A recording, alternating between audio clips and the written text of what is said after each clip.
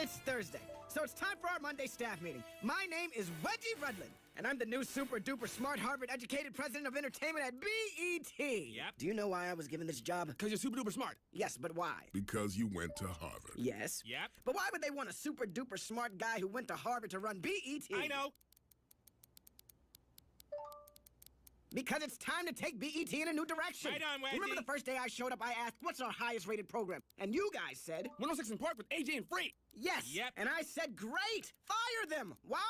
Because what you call success, Wedgie Rudlin calls failure, and vice versa. See, when people ask me, have I made BET a success, I say no.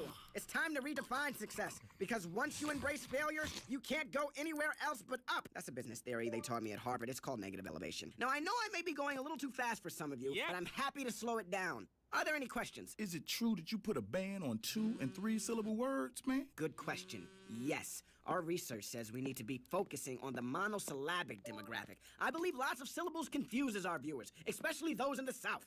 I got a question. Of course you do. You didn't go to Harvard. Do you have any experience running a network? Okay, see now? You're a hater. You're fired, so get on out of here. I haven't been paid in 3 months. This is basically volunteer work for me. Oh. Well, quiet down so the rest of us who are getting paid can work. Thank you. You're the Harvard man. Okay. I would like everyone to please look under their chairs. You will find a copy of the Black Panther comic book that I wrote. Please read it carefully. This is the kind of super cool stuff we'll be doing at BET from now on. Chicken? Yep. Are you kidding me? That's your complimentary lunch. And the orange is your new healthcare plan. Antioxidants. Very important. Wait. Nope, you don't get any. You were fired. Okay, let's talk about some new shows.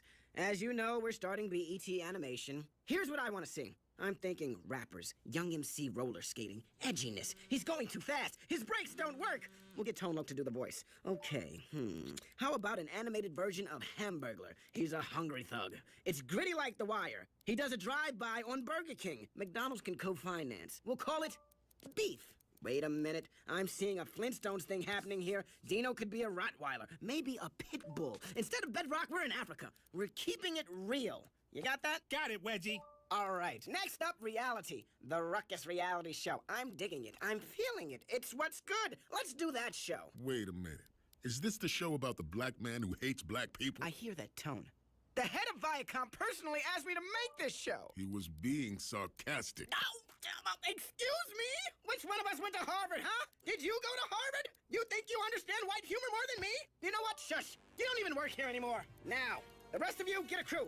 Get out to Woodcrest or wherever that guy's from, and let's make the Uncle Ruckus show happen. I am the stone that the builder refused. I am the visual, the inspiration that made ladies sing the blues. I'm the spark that makes your idea bright. The same spark that lights the dark so that you can know your left from your right. I am the ballad in your box, the bullet in the gun, the inner glow that let you know to call your brother son. The story that just begun, the promise of what's to come. And I'm a remaining soldier till the war is won.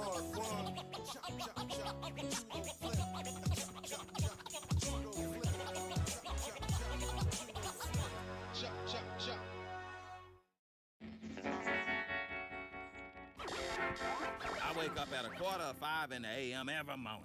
That's about 12 hours before most niggas wake up. I am a very spiritual person. I start each day by thanking the white man for the sunrise, for the land I walk on, for the air I breathe. I also apologize for niggas, but Lord knows they ain't gonna apologize for themselves. I am not black, nor do I consider myself to be black. Many people mistake me for being Negro because they don't know that I am currently living with the heartbreak of revitiligo. That's a skin condition that's the opposite of what Michael Jackson's got. Every morning I apply this topical ointment made of bleach and sulfur. I like to think it works. Luckily, I hadn't gotten much darker in the last few years. As you can see here, I enjoy building small shrines to certain special white people who are important in my life. This one here is dedicated to John Wayne. Great white man. Didn't take no shit from niggers, Indians, nor Mexicans. And this one here is for George Bush the First. Loved him. Now this one here is dedicated to the most soulful soul singer to ever live. Yeah, I work about 32 jobs over the course of a week. I think it's interesting I got 32 jobs and most niggas say they can't find one. Niggas. Now, one of the great pleasures of my day is taking all these pretty little white children to school in the morning. Hey there, Move Mr. out my Billy, way, good fat boy. morning. I keep the bus nice and clean for 'em. These kids, oh, excuse me. Oh, hello there, Miss Madison. How is my little sunshine? Whoa, hold it right there. Hey, man, Where's the gun, huh? Where's the gun? Go on, get out of here. Go do your little hyphy-fifey dances and nigger monkey shuffle somewhere else. This here bus is for kids with a future. That's right. Get your lazy asses some exercise. Y'all should just go be rappers, get into a beef, and then shoot each other. Desegregation ruined the American school system. When did test scores across the country drop? After desegregation. When did drug use and violence in schools go up? After desegregation. There was never no white kids shooting up nothing before they started going to school with niggas. These little angels wouldn't even know what a gun was. The white man is a peace-loving man. People say the key to fixing the problems of Negroes is education. But I say education is not the answer. Why bother? And what do niggas do in college anyway? Oh, they go there. They party, get drunk for 4, 5 years, and end up just as ignorant as when they came in. You ever seen these nigger fraternities and sororities? You ever seen these things? Silliest shit I ever seen in my life. You think Aristotle turned to Achilles and said, hey, let's create a fraternity and jump up and down barking like dogs? Hell no. White man out there getting Nobel Prizes and doing business deals in the fraternities. Niggas jumping up and down with candy canes and doing all kinds of silly shit with their hands. People say there's no difference between the races. Well, I'll tell you what, I've been cleaning bathrooms for a long time, and I can say, white man shit just don't smell the same as black African shit. See, the white man just got a better liver. White man eats his meat raw. See, that's healthier. He calls it tartar. Well, how you doing this fine day, sir? May I say your dookie smells like sparkling ice water with a twist of lime. See, that's why he don't have to wash his hands neither. Yes, sir, white man has impeccable hygiene. Hey there, little mulatto girl. You waiting on your daddy? Yes?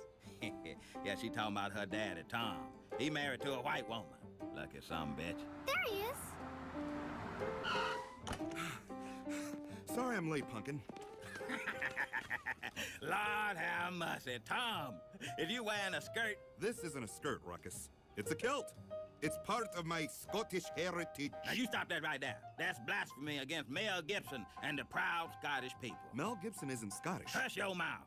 The Scottish man deserves better than you making a mockery of his history. But Ruckus, I am part Scottish. 32.5%, actually. I just found out. I took one of those tests where they trace your DNA and tell you your exact ethnic makeup. It's fun. You should try it. You 30% Scottish? Black as you is? I know. Is this a white doctor or a doctor that gave you this test? Not that it matters, but yes, he was white. Well, hell, that's all you had to say. A white doctor is 99.9% reliable. Black doctor is an oxymoron, unless it's a witch doctor. Well. Who knows? Maybe I'll take me one of them tests. I mean, why should Alex Haley be the only person to discover their roots, you know? Huh? I'm sorry, Alex, what? You know, Alex Haley. Roots. Roots? What is that, some kind of gardening show? You're joking, right? Roots. You know, Roots. I don't follow you. Roots. You've never heard of Roots? The miniseries? Come here, honey. Hold on, here. Roots! I don't know nothing about what you're talking about. Now, the first thing you should know about me is that I have a case of the revitiligo. It's the opposite of what Michael Jackson got. No, see, I'm not that kind of doctor. I'm more of a scientist or a technician. We can trace genetic markers to different regions of the world and know exactly what your makeup is. Well, don't let this here outer shell fool you. I'm as white as they come. My favorite movies are Gone with the Wind and Notting Hill.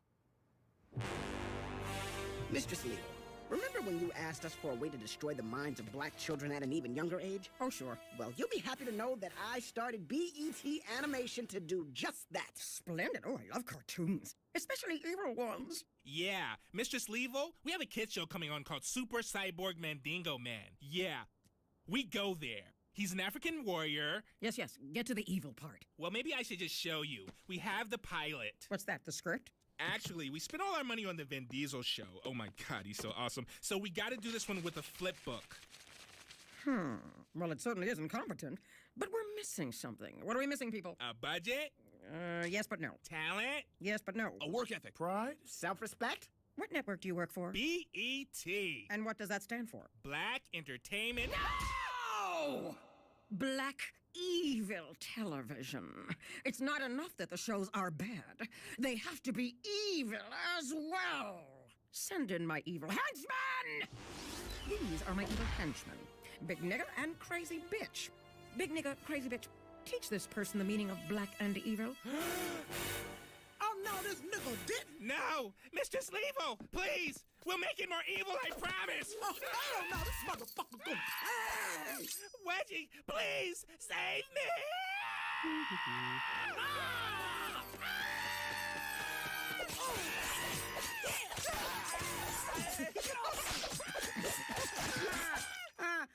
Wedgie Radlin!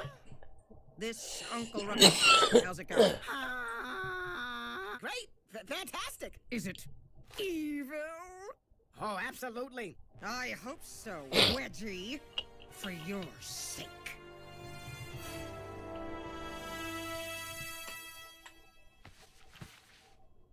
Because if it's not evil, then you know what's gonna happen. And by happen, I mean you'll be killed or at least very seriously injured. So, you know, just make sure it's evil. Ah, here it is. My test results. Can you hear my heart beating? Oh, the white man science is amazing, ain't it? Oh, no. This can't be. It says I'm 102% African with a 2% margin of error. How are you 100 and Why, Lord?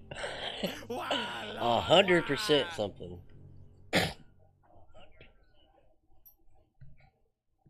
Is that real? I got something for a fraternity of niggas. A fraternity of bananas. Tree. Black fraternity should have an African name. Like Well, anybody living in America, it should be. Hey, I got a black fraternity for you. It's called prison. Jail, fire, jail, nigga. You know. Jail, fire, jail. Mr. Rutland, there's You a problem with Ruckus know? shoot. What's the problem? He hasn't gotten out of bed in 3 days. He got some bad test results or something. Yes. Yes. Yes, I know you went to Harvard. Yeah. Okay. He said just keep filming. Well, I'm black now. So the first thing I did was quit all my jobs. I don't know how I'm supposed to pay the bills. Probably have to start selling crack. Or rapping. Or rapping about selling crack. Or rapping by selling crack. You know, I might not even have Revitaligo. Okay, I'm black. What am I supposed to do now? So this is it, huh? Is this what you do all day? Sit there reading books that make you think better of yourself, huh? Black man can't get nowhere with his little pecan-sized mind, so now you can read. Now what? What you gonna do now? Oh, nothing, that's what I thought. You know why? Cause we niggas, both of us, and that's all we ever gonna be. That's all we ever gonna be. So this is what I have to look forward to as a black man, huh? Just sitting around playing PlayStation all day, waiting for the next Madden to come out. Maybe I should go out and put rims and all kinds of goofy shit on my truck. Well, we probably gonna die in a second now from one of these conditions and diseases that niggas get. You name it. Diabetes, gout, high blood pressure, asthma, sickle cell. Oh, Ruckus, stop. This is all in your damn head. You're the exact same fool you were last week. You were black then, you're black now, and you're gonna be black tomorrow. Ain't nothing wrong with being black. If you give it a chance, you might actually like it. Mm-hmm. Ruckus, what are we doing here? Well, this is what niggas do, right? Buy sneakers. Then maybe later we'll buy loud stereos and B-rate women and rap lyrics. Is this the kind of shit you niggas put on your feet nowadays? This look like a damn astronaut shoot. I'm black. I'm not walking to the moon. I'm walking to the liquor store. Ruckus, stop. Come on, man. LeBron James, Allen Iverson. Can I get a shoe named after a white man, please? Excuse me. Doc in the zebra shirt. Can I get a Bruce Jenner sneaker? Man, the hell with this bullshit. You on your own. I'm not leaving here till I get me a shoe named after a white man. John Stockton, Pistol Pete Maravich, anybody. I ain't saying I like the Democrats. I don't. They sure as hell don't know what the fuck they do. But the Republicans, they done fucked the country all to hell. Sure did. Look at Iraq. President over there killing black people. They black. What you trying to say me that, Iraq? I tell that motherfucking Bush to kiss my black ass. Now that's enough, that's enough. Time out, Negroes, time out. I can't sit here and let y'all badmouth my president. Did any of y'all niggas hear the president when he said Iraq was central to the global war on terror? Or did y'all miss it because he wasn't speaking in baboon? Instead of sitting around here chopping the brim off each other's heads, y'all should take your black asses to Iraq and help fight for our freedom. A little more off the sides, please. Damn gorilla terrorist. Just what is going on? Why have you kidnapped me? And now, Doctor, we will discuss your methods of DNA testing. Please, no! Shit! Why does this always happen when we try to use the goddamn torture machine? Can somebody please get the power back on so we can use the torture machine? I think someone forgot to pay the bill, Wedgie. Will someone pay the fucking bill? The dark brown shades of my skin only add color to my tears. Oh, that splash against my bones. No, don't go. That rocks my Oh. soul. What have God wrought? Looking back over my false dreams that I was. Oh, yeah. Will you niggas please shut the hell up? I'm trying to watch this piece of shit movie. Is it because I'm black? Somebody tell me, what can I do? Ruckus, no! What are you guys doing? You were gonna let him kill himself? You said film it. Filming, so. You said film him. Commit suicide? But it's reality. I It's mean, the Uncle Ruckus show. If there's no Uncle Ruckus, there's no But show. it's reality. so from now on, we're supposed to stop him if he attempts to commit suicide. Yes, but I shouldn't have to tell you that. You should just know it. Oh shit! Great, that's great. That's just great. What's What? the point in living? There's nothing to look forward to. Just a life of rap music and 40 ounces. What I'm supposed to do now, huh? Be somebody's baby daddy? Hang out on the corner all day and night, shooting dice, cops chasing me all the time? My body ain't made to handle a stun gun. Ain't got but 2 or 3 shows on TV to identify with. Ruckus, you make a very compelling argument, but I know that you're gonna get through this. Is this what I'm supposed to be reading now, huh? This? Vibe? The Source? Jet? You call this a magazine? Look at this. This is a pamphlet. Field and Scream. National Review. Soldier of Fortune. Those are magazines. This is a brochure. Irony. They should call this National Geographic, except the photos are better. Essence of ugliness. Ruckus, we have a saying at BET. We hate black people. And I know you share that same sentiment. But I've learned how I can use my blackness against the black race. Look at BET.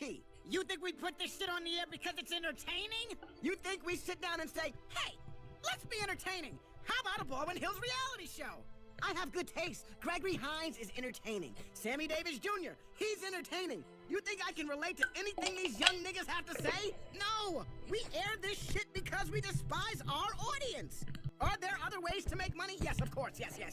But they all require more work. This is it. And the only people who suffer, Ruckus, are black children. I think we both can live with that. Wedgie Rudlin, you sure do have profound insights. But I don't know.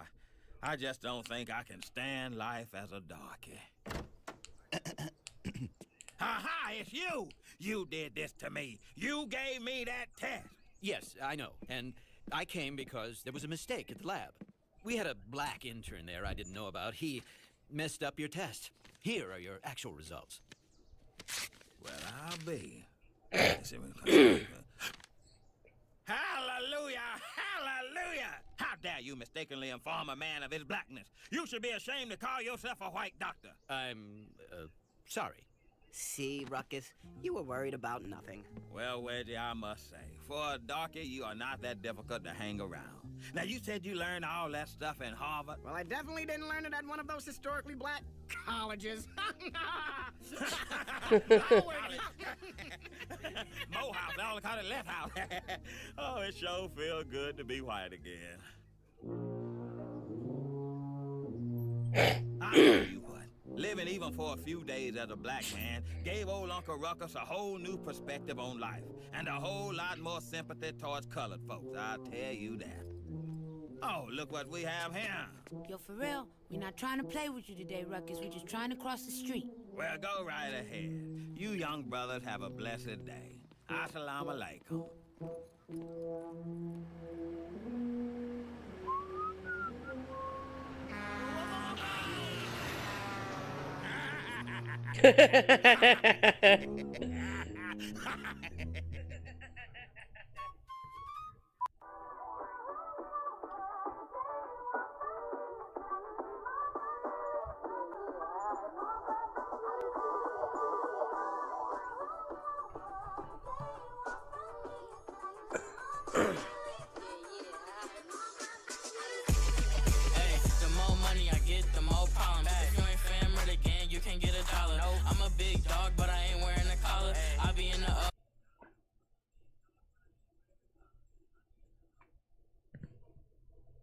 Sponsoring this video.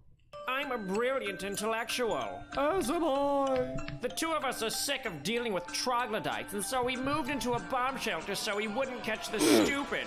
Now we pass our intelligence on by debunking YouTube videos. We are the debunkers. God damn it. We are in a new dawn of gender and sex complexity. Really? Sex got more complex? No. When did that happen? No. Who's to blame? I think what he means is our sexual behavior has gotten worse, and so the rationalizations we need to come up with in order to justify it has gotten more complex. Where those who don't fit into a simple binary are meant to be seen with humanity. Ah, yes. Those people who don't fit into the gender binary, as opposed to those who do. That sets up an interesting dichotomy. It wasn't always like this, people. As recently as, let's say, the 1990s, early 2000s, people were making shitty, reductive jokes about the subject. Nothing tells you you're about to laugh like a comedian who just apologized for a joke. Oh, wow. They actually laughed. What can I say? The joke rhymed. Shitty and reductive jokes are kind of my brand. But as we know from history, any moment of progressive visibility will be met with a vicious backlash. It's almost like progressive ideas are insane and wildly unpopular until the culture is reshaped by bullying and brainwashing. There are two genders. There are two genders, and everyone knows it. Ain't but two genders. Yes, such a horrible backlash. People reaffirming the thing that they believe after you tried to force something new onto them. I'm surprised you survived. That last guy sounded like it's an emergency and we're running out of genders. Why are you making fun of the way this African-American man speaks? What's funny about that to you, John? Making more jokes to apologize for? I guess that's what comedy is now. What's the deal with that thing I said 10 years ago? Everyone! There ain't no two genders! Doing an impression of a black man? Not very funny, if you ask me. Haven't they been through enough? I don't want to have to start rationing genders. The point is clear. The human race is defined by a simple binary, a black and white understanding. Why does he keep bringing race into this? There are men and there are women. Yes. And never the twain shall meet. Trump is an alpha male. Well, okay, yes, there are obviously men who are more man than other. Oh, no. This is where we do the whole, there's variation within the category, therefore the category doesn't exist thing. Men, but that's an aberration. beta, gamma. Okay. There's an entire Greek alphabet, a continuum of masculinity, but that doesn't mean Cuck, pajama boy, soy boy. Girly man. Yep, that's what we're doing here. Great. John, a sink is different from a toilet. But toilets come in all shapes and sizes, you say. Indeed they do. But these variations are no excuse for you to take a shit in the sink. Tell me, John, do any of these men play a different or unique role in the sexual act because of their place on this spectrum? Or are there still only two fundamental roles? The one who impregnates and the one who can become pregnant. And before you hit me with the some men are infertile, or some people can't get someone they can't get anyone pregnant. Yes, okay, but a man who's not fertile is not now capable of becoming pregnant the way a woman is. He's not able to do the man thing. That doesn't mean he's no longer a man and doesn't fit into that category. It just means he can't do it as well. There's something wrong with his body. To suggest that strips him of his manhood is ridiculously offensive. Bigot boy.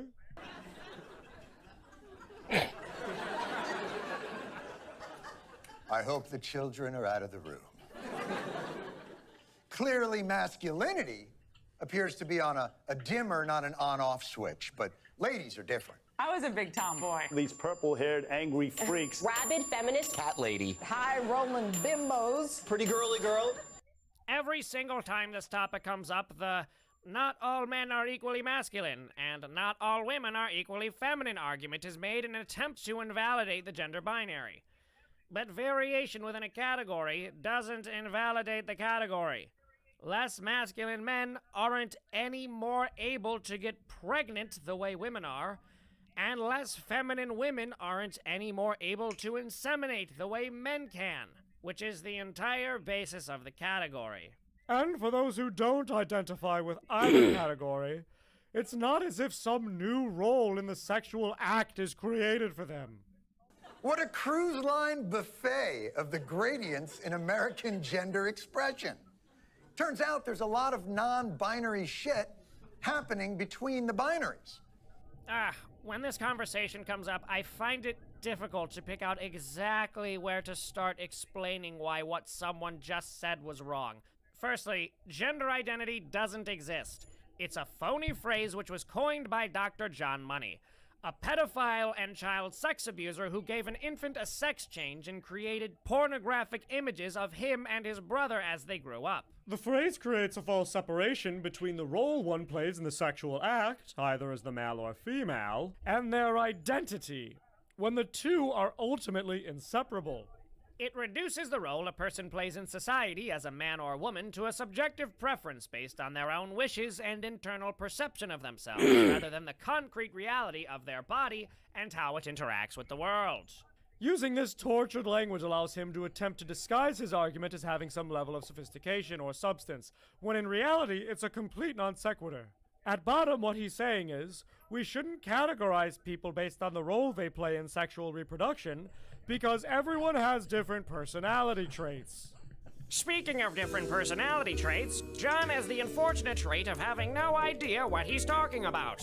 But things could be different if he had ground news. Are you sick and incorrect pronouns or outlets that are yesterday? Freedom Tunes. How back to makes you a traditionalist. From deploying their newest weapon in the culture war arsenal. We're deploying new weapons? The obvious gotcha question. A gotcha, huh? He must be about to show us a real slippery, unfair question. The real basic question. What is a woman? Asking what a woman is a gotcha question now? What does a question even have to do to qualify as a gotcha? And also, how is that a new tactic? What's a woman? Stop it with your gotcha questions. Do you remember when Sarah Palin was asked if she reads books and she called that a gotcha question? Because this is way more embarrassing than that. Do you consider any of these to be gotcha questions? If so, you should probably keep that to yourself. I promise you'll be less embarrassed this way. Can you provide a definition for the word woman? For all of recorded history, people have known what a woman is. Correct. If you couldn't demonstrate that you knew what a woman was just 20 years ago, you would be considered profoundly mentally disabled. Yes! All of recorded history! We're gonna scream what he just said like a crazy person, and that's going to make us correct. It was simple. Until like a year ago. The answer to what is a woman has always been the same. It's, a woman is a deformity that occurred in the ordinary course of nature.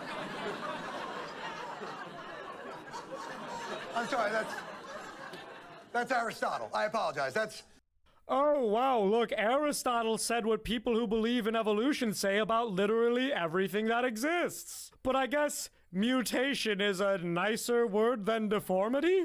Not really, though. Probably on the same level of insensitivity.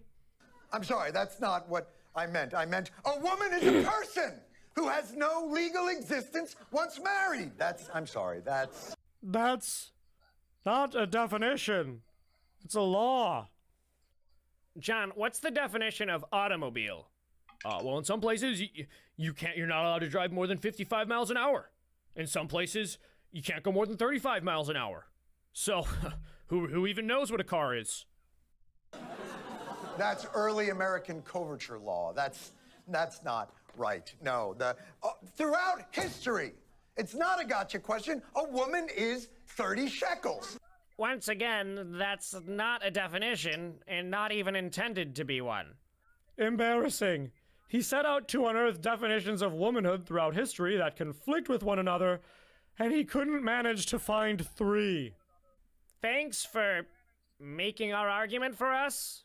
We have Aristotle's description of women, a centuries-old law about marriage, and a passage from Leviticus about the financial value of a woman in a specific context. None of these are definitions, and none of them refute the definition of woman as adult human female. And regardless of whether we would agree with the people writing these statements about how women should be treated, one thing is for certain. All of them could tell us what a woman is. And John, you can't. I wonder why that is. We clearly have so many varying ideas about all of this, all across time and culture. And yet, this understanding that women are people whose reproductive anatomy is ordered towards pregnancy is definitive in virtually every single culture except seahorses. Almost like there's an objective reality to all of this that Jon Stewart refuses to see. And until he can, he's going to keep regurgitating tired left-wing talking points until we can be certain that his arguments will remain as tiring as his jokes. We're waiting on our apology.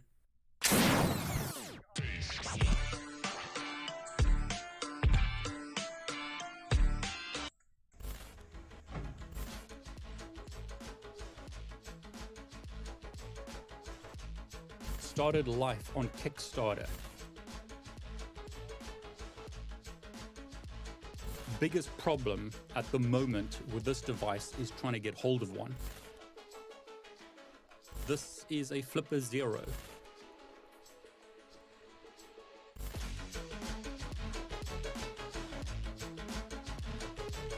This video is for educational purposes only.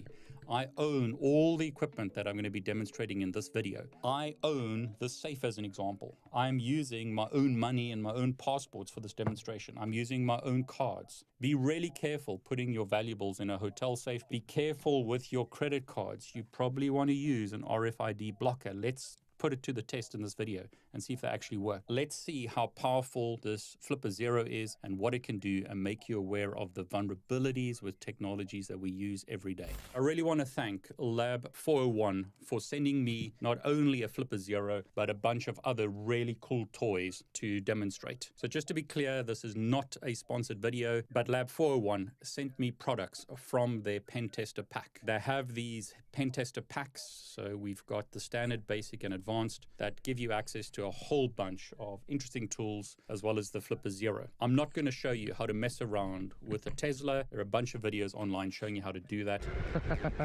One of the cool things about this Flipper Zero is I can plug it in to my computer and see the screen using the Q Flipper software. That will allow you to see more clearly what I'm doing. You can also update the Flipper Zero using the software. Okay, but that's enough talking. Let's get started. In a previous video, which I've linked below, I show you how you can open a safe like this within like 2 seconds. Let's see how long it takes to open the safe. Now, let's say you make the mistake of believing that a hotel safe such as this is actually safe. As an example, let's say I've got my passports, I put them in. You put your money in the safe. So I'll put my money in. Maybe I've got some credit cards that I want to leave in the safe. I might put other devices in the safe, such as a camera. And let's say because you believe in security, you've got a YubiKey or something that you put into your safe for safekeeping.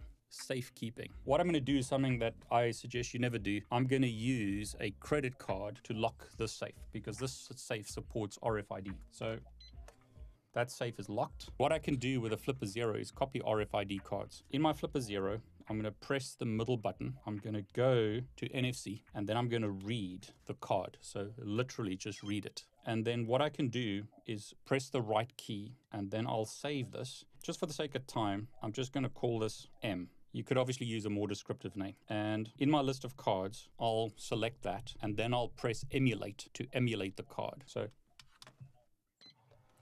and notice there, the safe is open and I can get to all the valuables in the safe. Okay, so just to make the point, I'll use a different card here. Here I've got a Barclays Visa credit card.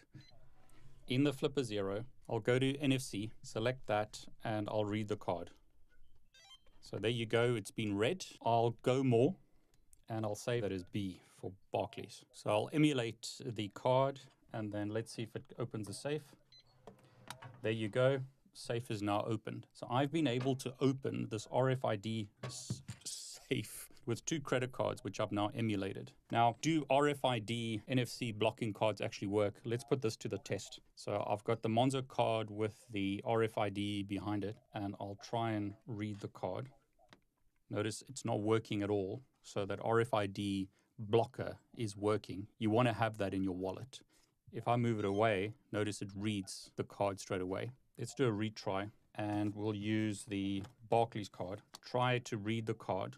Not working at the moment because the RFID blocker is blocking that. If I move this away, notice it reads the card. In this case, it just says unknown card, but let's see if we can simply emulate that without doing anything else. So I'll lock the safe again.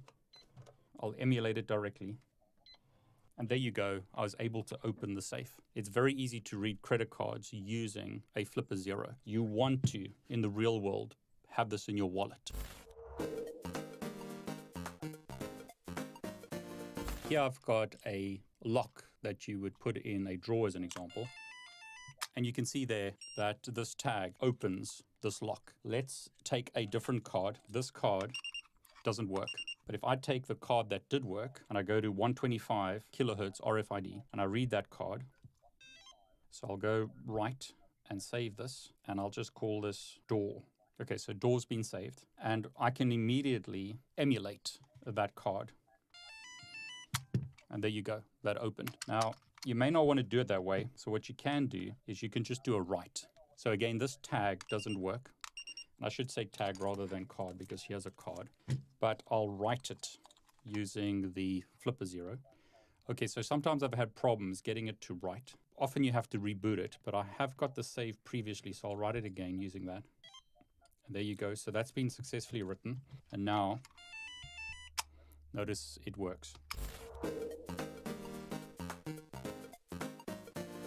Okay, another thing that the Flipper Zero supports is infrared. You can download a whole bunch of pre-configured infrared settings. I've got some saved that I've manually saved. One of them is the light shelf behind me. Hopefully, you can see that the shelf is changing in color. I'll use green. To set this up, all you need to do is go to infrared. In this example, I'm not using a saved one. I'm going to learn a new one. So learn new remote. And here's the remote that actually changes those colors. You can see it's actually got 5 samples at the moment. But actually what I want to do is I want to get a different color. Let's take yellow as an example. So I'll press the yellow button and it's found it. So I'll just say raw 7. So that's a new remote. Hopefully what will happen now is you can see that the color is changing to yellow. And actually the one on my desk, if I put it under my desk, if I go back and go to save remotes and let's go shelf lights and I'll set it to blue, and hopefully you can see that that's all Gone blue again. This can work with all kinds of devices. It can work with televisions, all kinds of things. Lots of examples on YouTube. What I've done here actually is save a remote, which is to turn my air conditioner on. So what I'll do is take this camera, and what I'll do here, I don't know if you can see that, but I'm going to simply press the button, and the air conditioner went on. And now the air conditioner is off. All you need to do is take a remote like this, learn new remote, and it picks it up. What I can do is send that to the air conditioner to turn it on. So air conditioner, send. Yeah, it's cool that it can work any device.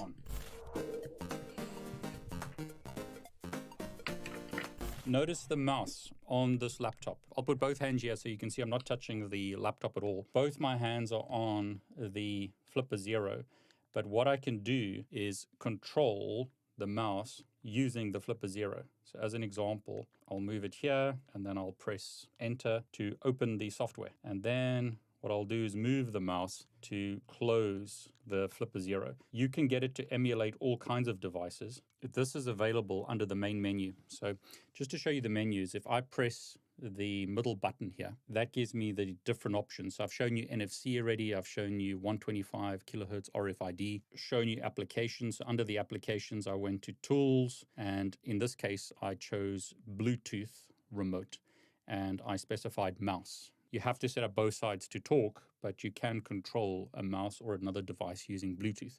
So once it's accepted, then you can control that device directly from the Flipper Zero.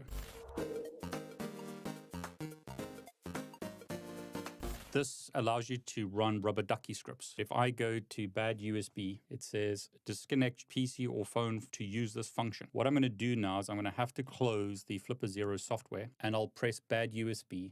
In my example, I'm going to do the demo for Windows. So if I press that and press to run the script, what you'll notice now is it starts sending keystrokes to the Windows computer.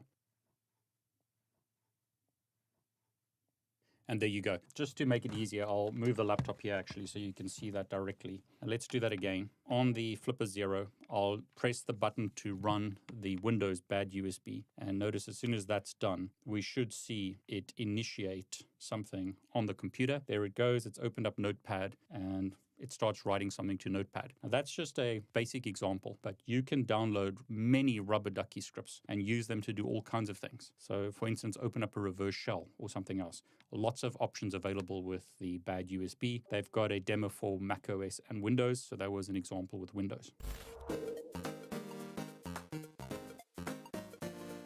Now, another great thing about the Flipper Zero is you can control it from your phone. So you can install an app on your Android phone or iOS device, as an example, and it will sync information from the Flipper Zero to your phone. You can see there it's synchronizing. It's now synced. If I go to archive, I can see a whole bunch of information, including NFC. I can see infrared as an example, the different infrared options that are saved. RFID 125, I can see as an example, there's door, and then I can get it to emulate, so I can actually get it to run. So let's do door blue here. And then what that's going to do on the Flipper Zero is get it to run the commands that I've asked it to run. So as an example, I got it to emulate that key fob. I can do something similar with the NFCs. So as an example, let's go back to my safe.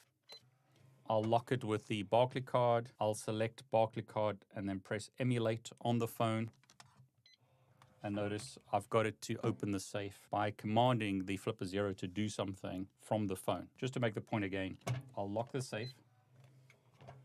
I'm not going to do anything on the Flipper Zero except put it on its home screen. So it's on the home screen. And then on the Barclaycard, I'm going to tell it to emulate that card. And then if I hold it there, notice the safe opens up. From a demonstration point of view, you can also control it from your computer. So as an example, I can tell it to get out of NFC. I can press the middle button, and then I can use keystrokes on the computer to control the Flipper Zero. So go back as an example. I'll go to NFC, go to save. A lot of lives just gone right down the tubes because of me, you know, in one way or another. And it's not a good feeling. It's not a pleasant feeling. I'm not proud of anything I've done. And the worst thing is I don't understand why. He was a monster. He is still a monster until the day he takes his last breath. Bobby DeLong, thank you. Thank you for choosing me instead of another 17-year-old little girl. It was pretty easy to tell from the very minute I grabbed McVeigh that she wasn't like the others. And that's probably why she's still alive, walking and talking today. In 1984, a 17-year-old girl named Lisa McVeigh was on the brink of suicide. After years of sexual abuse from her grandmother's boyfriend, the Florida teen planned on killing herself and even wrote a goodbye note as she was ready for the final act. All of a sudden, on that fateful night, she was kidnapped and abducted on her way home. With a gun pressed against her temple, McVeigh made the split-second decision to do whatever it took to survive. What happened over the course of the next 26 hours would not only save her life, but also lead to the death of her abductor. Lisa McVeigh was riding her bike home from a double shift at a donut shop on November 3rd, 1984. I always took the same route on the way home. It was always dark, but it just seemed darker that night than usual. So I'm pedaling my bicycle on the sidewalk, but a car went by and blew the horn. And I'm thinking, that was kind of odd. Why would a car go by and blow a horn when I'm on the sidewalk? The exhausted 17-year-old pedaled past the church at about 2 a.m.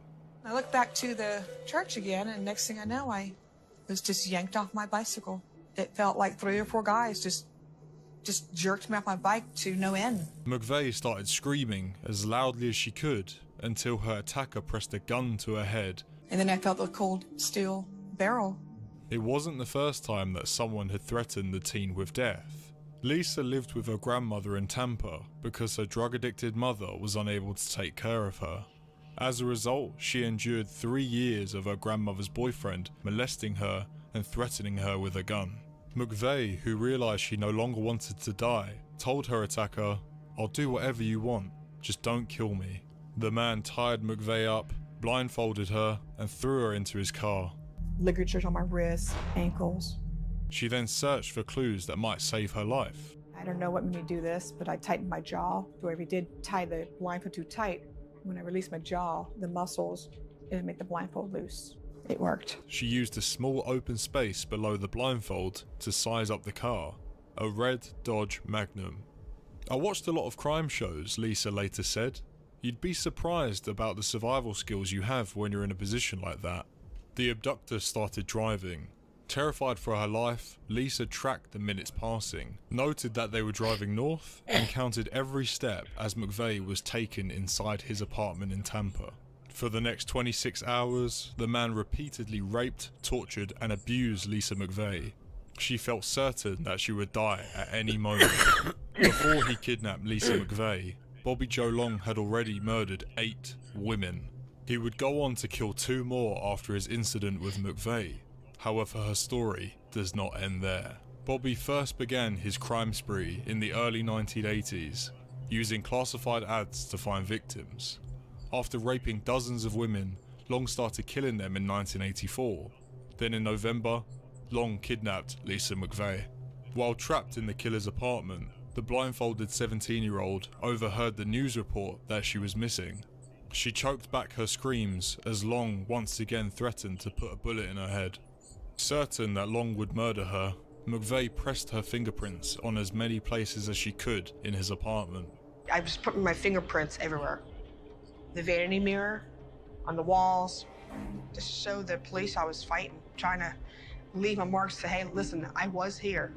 I was one of his victims. She did this hoping that someday the police would be able to use the evidence to catch her killer. Meanwhile, she made up stories to humanize herself to Long.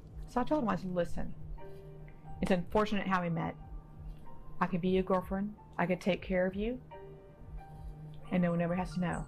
Reverse psychology, I guess. Coddling him like a 4-year-old child. It worked. Most notably, she lied that her father was ill and that she was his only caregiver. Finally, after more than a day of torture, Long hauled McVeigh back to his car, telling her that he was going to take her back home. Bobby drove Lisa to an ATM and a gas station. He then dropped her off behind the shop around 4:30 a.m. Long told McVeigh to wait 5 minutes before taking off her blindfold so he could drive away. But just before he did, he said to Lisa, "Tell your father he's the reason I didn't kill you." I was frozen. My mind's racing. Should I run? Should I walk? Is he watching me? Is he pointing the gun at me right now? Is he gonna run me over by his car? Lisa McVeigh ran through the early morning hours all the way back to her grandmother's house. When she arrived home, her grandmother's boyfriend began beating her and accusing her of cheating on him. Neither her grandma nor the boyfriend believed McVeigh's story. Her grandma even told the Tampa police that she was lying about being kidnapped. But luckily for McVeigh, the police insisted on an investigation. Lisa wanted to make sure the police caught Long, so she told Sergeant Larry Pinkerton everything that she remembered about the attack. I was asked by my detective to go in and talk to her, and I did talk to her. And I told her, this is my daughter, she's your age. There's nothing I won't do to protect her. And I'm going to protect you. I'd never seen a victim of a violent crime like this that had such recall. Just mere days after her ordeal, McVeigh heard a news report about a murder victim in the area. Convinced her kidnapper was the killer, McVeigh called up Pinkerton and said, "Come get me, there's more I need to tell you." McVeigh recounted her experience to the police again. Pinkerton asked her if she'd like to be hypnotized to help her jog any later memories. But when her grandmother's boyfriend refused to grant her permission, this prompted McVeigh to reveal his abuse to the cops, leading to his arrest. With one of Lisa's abusers in handcuffs, she wanted to make sure the same thing happened to Long. Placed in a center for runaway teens, Lisa looked at a photo lineup of potential kidnappers. Since she had briefly felt her attacker's face and also caught glimpses of him due to a small gap in her blindfold, she successfully identified Long in the lineup. 6 pictures. That's your guy. Just take your time. You gotta take your time. I'm telling you, that's your guy. He's the one that abducted me. We were confident we had the right suspect. It was imperative for us to move as quickly as possible. Ultimately, Lisa McVeigh's story led detectives right to Bobby. She was able to retrace her abductor's movements so the cops could track down his car. All of a sudden they said, "We've got him." And they ran out into the parking lot. They handcuffed him, put him in the car, read him his rights. Late this evening, investigating officers from the task force have arrested and charged Robert J. Long. Unfortunately, the serial killer had managed to claim 2 more victims before his arrest. The next year, Long was found guilty of first-degree murder and sentenced to death. He eventually confessed to committing 10 murders in total. If I didn't do it, if I tried not to do it, I'd be okay for, a day, 2 days, but it wouldn't stop. This would go on until I did it. Then when I would do it, I'd be okay for a month, 2 months, 3 months, sometimes longer. Sometimes a couple of weeks, sometimes a week. And then it would hit again. As for Lisa, her life soon changed for the better. After she aged out of the runaway center, she moved in with a caring aunt and uncle and took up a variety of jobs. And then in 2004, she signed up for the police academy. She later joined the Hillsborough County Sheriff's Office, the same department that had arrested her abductor. She went on to specialize in sex crimes to help other people and victims just like her. I'm no longer a victim. I'm a survivor and I'm a warrior. There's no victim here. As for Bobby Joe Long, he was executed by lethal injection on May 23, 2019 at Florida State Prison. Lisa McVeigh not only witnessed the execution, but sat in the front row wearing a shirt that read, "Long overdue." With that, she said, "I wanted to be the first person he saw."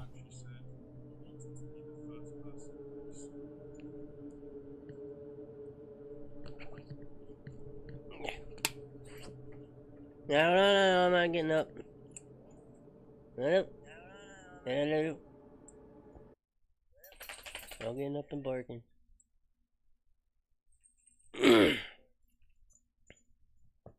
Shut up! You wouldn't be here if it wasn't for me. I knew you were my dad. Not that, the Sentinels. I went back in time and stopped the Sentinels from destroying mutant kind. Oh, here we go again, the Sentinels. Don't indulge his fantasy. The Sentinels were real. I read about them. But wasn't it Cyclops who saved us from them?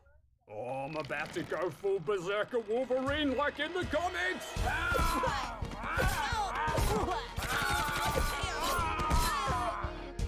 Logan, why did you just murder a whole bunch of anti-logging activists? Sir, I'd like to buy you a beer. Does that answer your question? Make it a keg. Kangaroo.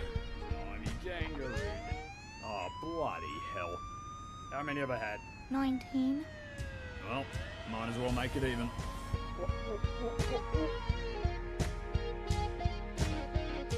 Shut up! You wouldn't be here if it wasn't for me. I knew you were my dad. Not that, the Sentinels. I went back in time. So I really need to get the Stood in the Fire achievement. I just realized I don't have it. Stood in the Fire? Nixium, you get that achievement by being burned to death by Deathwing. And I don't know if you've noticed, but he's a little dead. It's impossible to get. Well, not with that attitude. Blue. There! All finished. So what do you want me to do? Well, I'll stand right in front of the rocket, you see, and then you pull that lever. The engine, it'll turn on, it'll blow fire out of his mouth, and, well, that should do the trick.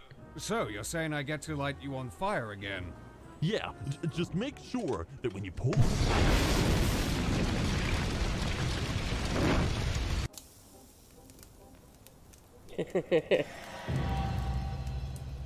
So I really need to get the Stood in the Fire achievement. I just realized... I just have something to tell you. I'm sitting down here at Denny's, and there was a little girl that just walked in that looks exactly like that girl.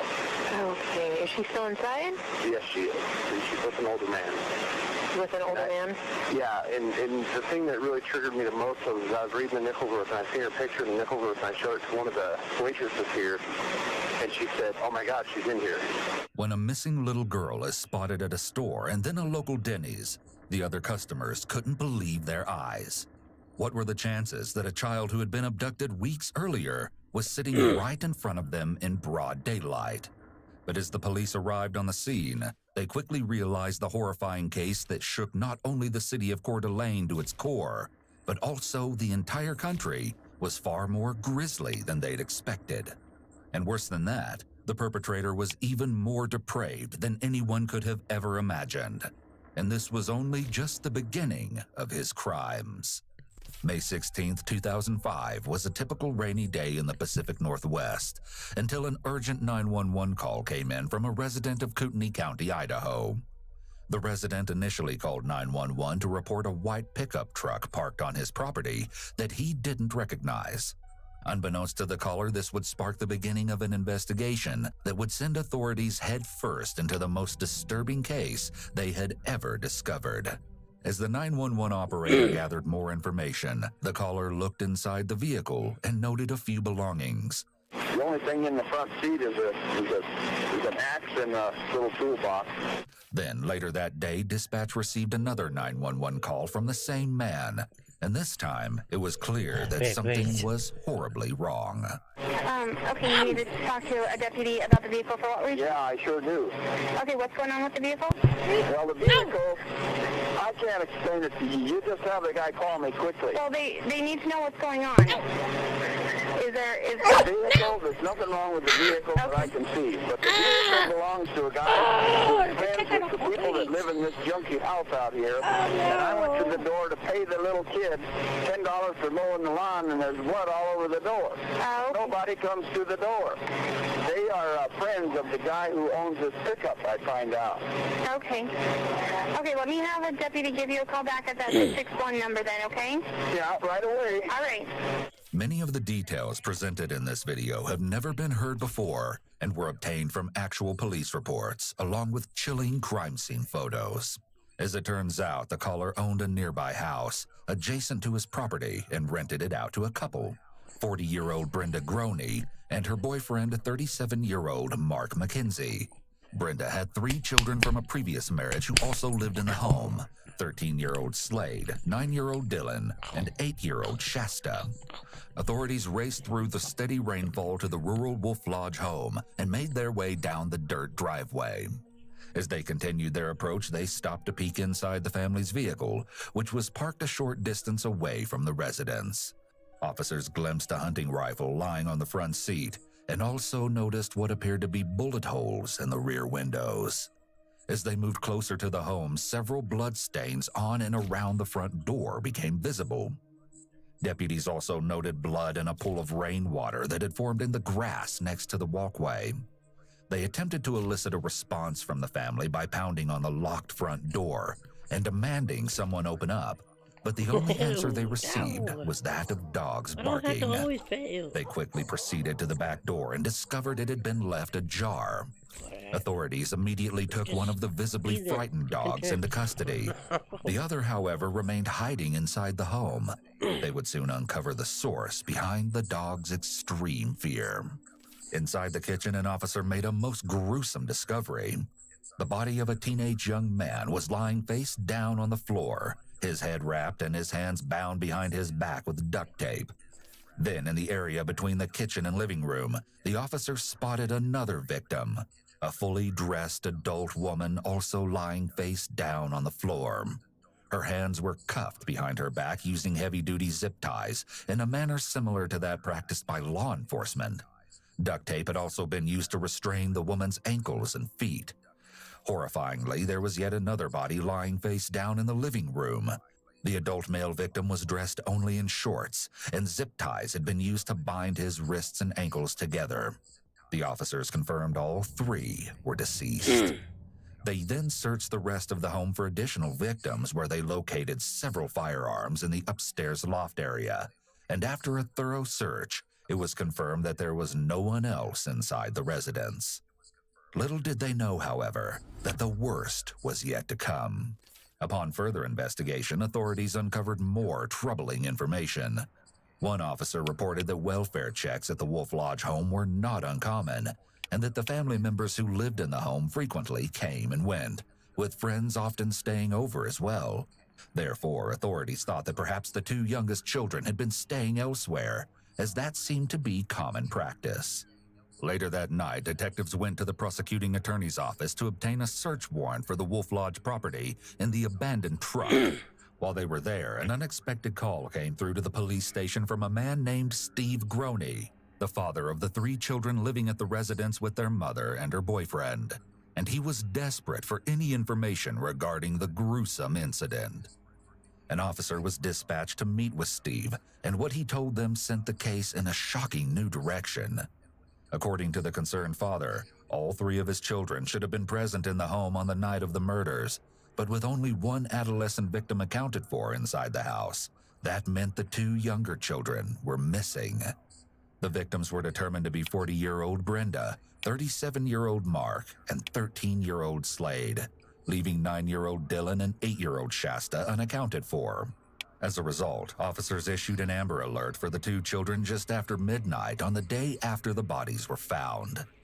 Detectives then returned to the Wolf Lodge home and, with a new sense of urgency, began a desperate search in the nearby woodlands for Shasta and Dylan. Though they hoped to find the children alive, they feared the worst. That same morning, as the rain finally subsided, the clear light of day exposed just how disturbing and graphic the interior crime scene really was. Investigators found a sizable blood smear on the back door and several blood droplets inside and outside the door. Then, upon entering the home, they saw many dried blood stains, some even containing grass clippings from the freshly mowed lawn. Prominent red smears on the swinging doors leading to the kitchen suggested that someone covered in blood had moved through them. The glass-topped coffee table was shattered, leaving fragments of glass scattered about the living space. Furthermore, there seemed to be blood everywhere, from the furniture to the walls. Authorities followed a crimson trail of smears and stains down the hallway to a bedroom, where they found a massive quantity of blood on the bedding. Finally, while there wasn't any blood in the upstairs loft area, detectives did uncover a single plastic zip tie from the floor, matching those used on the victims. It was clear that the evidence inside the home told a terrifying story, but it became even more horrific as authorities examined the bodies further. It became apparent that Slade initially had duct tape covering his mouth that had either slipped or been pushed down around his neck. He also had red stains covering the bottoms of his bare feet, giving the appearance that he had walked through blood at some point during the attack. It appeared the young man had suffered severe, catastrophic injuries to his head and other portions of his body, inflicted by some kind of blunt instrument. Ultimately, the severe beating resulted in his death. Slade's head was lying at the feet of his mother, Brenda. Unfortunately, due to the ghastly blunt force injuries to her head, law enforcement couldn't even recognize her face. Not to mention layers of duct tape were entangled in her hair and wrapped around her head to form a makeshift gag.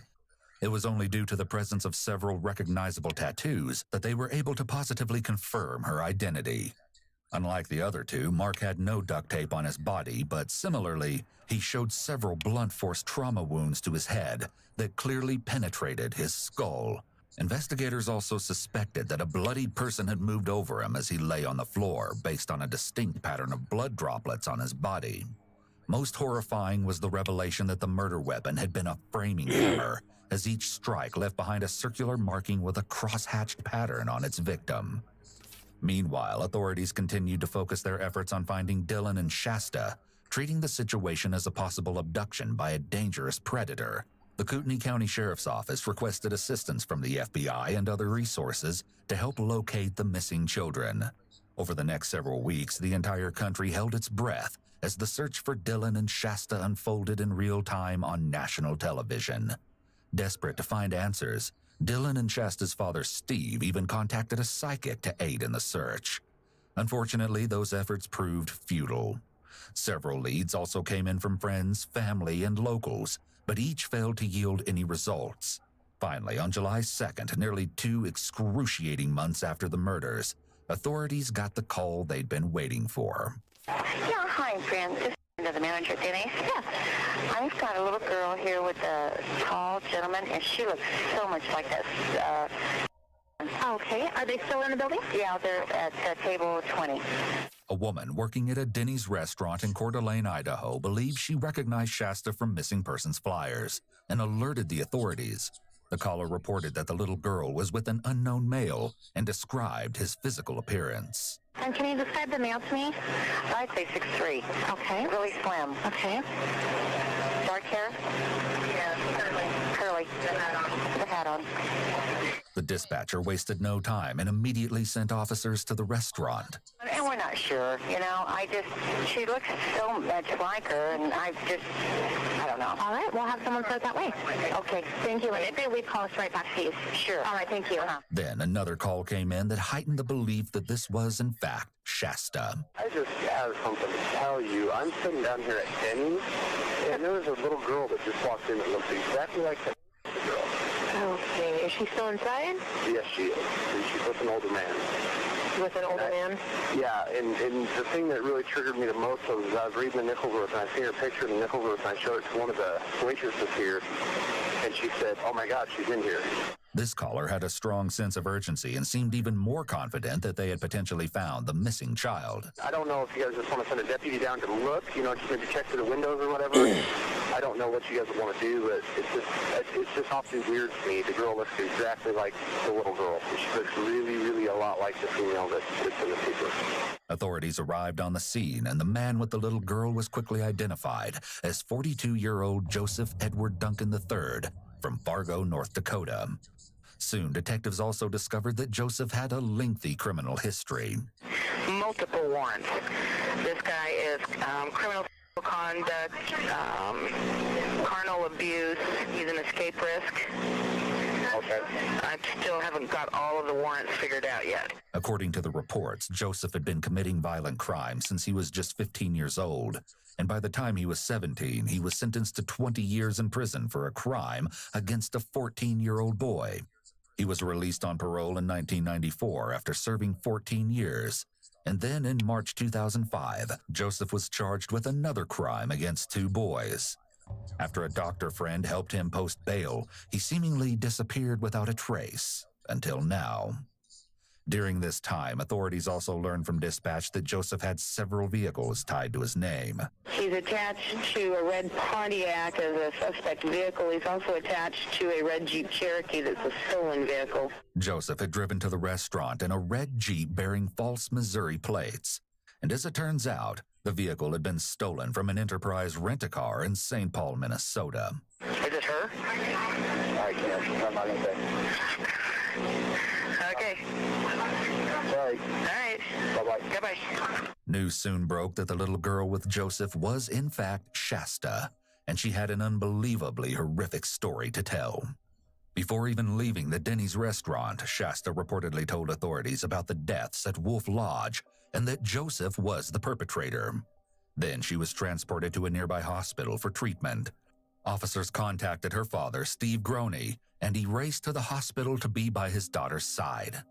Of course, authorities immediately took Joseph Duncan into custody, but one important question was still hanging in the air. Where was young Dylan? Authorities soon uncovered surveillance footage from a convenience store in Coeur d'Alene. Their findings were ominous. Joseph and Shasta could be viewed seemingly traveling alone. Then, later that same day, an officer experienced in working with children visited Shasta in the hospital, where she recounted her grueling version of the events leading to that point. Please be aware that the following details came directly from Shasta and are incredibly upsetting. Your discretion is advised. Shasta recalled being abruptly woken up by her mother on the night of May 16th and told that an intruder was in the home. Then she went into the living room where her entire family had been ordered to lay on the floor, were bound and held at gunpoint. She identified the intruder as Joseph Duncan, a man she claimed to have never seen or met before in her life. After a few moments of silent terror, Joseph tapped Shasta on the head and gave her a simple shush gesture as he picked her up and carried her out the back door. Shasta was laid on the grass outside and warned that she would be hurt or killed if she didn't stay quiet. She said Dylan was brought out and laid on the grass beside her a short time later. Joseph then went back inside, and that's when things took a deadly turn. Shasta told the detective that she heard Mark shouting "ow" or "ouch" sometime after Joseph re-entered the home. Then, unaware of what had happened to her family, she explained seeing Slade walking around outside acting very strangely. After that, the next thing Shasta recalled was that she and Dylan were being loaded into a pickup truck and driven to a nearby property, where Joseph then transferred them to the stolen red Jeep. Shasta continued, telling the detective that Joseph drove them out to the remote wilderness of Montana, where they stayed at various campsites. She claimed Joseph slapped her very hard and would chain her and Dylan to trees whenever he had to leave the campsite. Shasta also remarked that he would put small pills in their drinking water, but she didn't know what was in them. Furthermore, the little girl described how Joseph had forced her and Dylan to write letters to their father while being held at the campsites. One letter written by Shasta indicated that Joseph had been giving them some hope of a safe return, saying, "We might see you guys again." In his letter, Dylan wrote, "We're still alive, we're okay, we know what happened to Mom." On one occasion, Shasta said that Joseph left her chained to a tree while he took Dylan away for a long time. When they returned, Dylan was noticeably injured, and Shasta eventually learned that they had gone to an abandoned cabin in the woods, where Joseph tortured the young boy for hours. Joseph actually showed Shasta a video recording of her brother, with his hands tied behind his back, being assaulted and hung by a wire noose from the cabin's crossbeam. In the video, Joseph shouts, "The devil is here, boy, the devil himself. The devil likes to watch children suffer and cry." In the recording, Joseph brought Dylan down and revived him, promising to take him to the hospital. At one point, Joseph started to sing the Lord's Prayer using an eerily high voice. As he sang, "Thy will be done," he interrupted himself and shouted, "Can this be your will? You put people on the earth to do this. How can you do this? How can you let me? God, where are you? Show yourself." Tragically, Shasta's next admission removed any remaining hope that Dylan was still alive. She told the detective about another incident in which Joseph reached inside a container, presumably to grab a beer, and fired a shotgun from inside the container, fatally shooting young Dylan. It's unclear whether or not the shot was accidental, but nevertheless, Joseph then apparently burned the young boy's body in a fire at the campsite. Then he packed Shasta into the Jeep and drove back to Coeur d'Alene. As they drove through the town, Joseph decided they'd make a stop at the Denny's restaurant, which is precisely when the 911 calls about a little girl resembling Shasta started flooding in. Before the interview ended, Shasta explained to the detective in graphic detail what Joseph had told her about the fateful night at Wolf Lodge and how he had killed her entire family. She also reiterated that he was a total I wish I stranger, had a not jaw known like by anyone in her family. But then, just when investigators thought they were nearing the end of this nightmare, Shasta said one last thing that stunned the detective right to his core. Shasta shockingly informed the investigator that Joseph claimed to have committed other violent murders in the past. Without any more information, the interview ended, and authorities immediately prepared a search warrant for the stolen Jeep Joseph had been driving. They also made preparations to search the probable crime scene in Montana. Forensic analysts began searching the stolen Jeep and found evidence on the exterior that suggested it had recently been driven on dusty, brush-filled roads. Next, they examined the interior and noted several perfectly normal items, such as tourist brochures, GPS units, camping equipment, and a laptop computer. However, it wasn't long before they uncovered some more sinister items inside the vehicle, including duct tape, rope, and video production equipment. Oh, but that wasn't all. Investigators also found a sawed-off shotgun with duct tape wrapped around the handle, a handsaw, and a plastic zip-tie bag matching the brand used in the murders. Authorities sent the digital media found in the Jeep to the FBI Computer Forensics Unit for analysis, who were able to narrow down the search area in Montana. Then, on July 3rd, just one day after Shasta's rescue, authorities located a cabin in the Montana wilderness that seemed to match the one from Joseph's recordings. Still, despite extensive search efforts, Dylan's remains were nowhere to be found.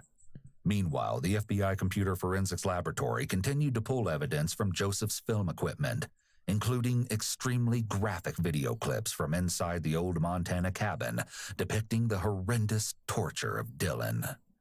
The following day, desperate to find Dylan's remains, authorities began to consider taking Shasta to Montana to aid in the search. Before that could happen, however, they received a call that changed everything. FBI personnel searching in St. Regis, Montana, alerted deputies back in Idaho that human remains suspected to be those of Dylan had been located in a mountainous area, matching that which Shasta had previously described. The same day Dylan's remains were found, Joseph requested to speak with a jail chaplain, telling him he wanted to talk about forgiveness because he killed 3 people in a house. 4 days later, he sat for a long-awaited interview with Kootenai County detectives regarding the Wolf Lodge case. Authorities discovered that Joseph kept an encrypted journal online called The Fifth Nail, which he started in 2004. Decades later, the journal was broken into, revealing Joseph's twisted mindset. He wrote on the blog just days before the attack at Wolf Lodge. One post written on May 11, 2005 reads, "To be more specific, I am scared, alone, and confused, and my reaction is to strike out toward the perceived source of my misery, society. My intent is to harm society as much as I can, then die. As for the Happy Joe, Jet, well, he was just a dream. The boogeyman was alive and happy long before Happy Joe." Even more disturbing, on February 17, 2005, Joseph wrote, "As long as we keep attacking the symptoms of social disease, the so-called offenders, then our problems will keep getting worse. Someday, soon I hope, society will be forced to wake up and recognize how it propagates its own misery by denying the truth that criminals are victims too."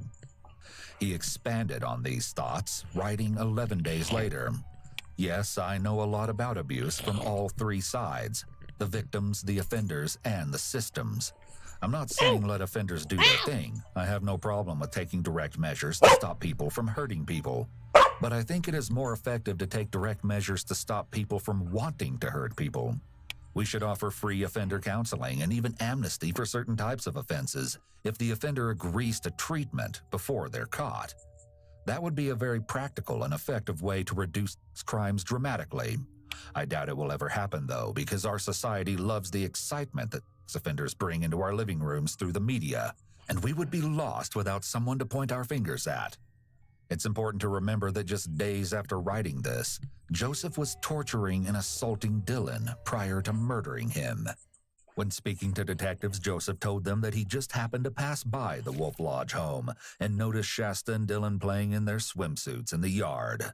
That's when he decided to pull over and survey the residence, thus putting his evil plan to abduct the children into motion.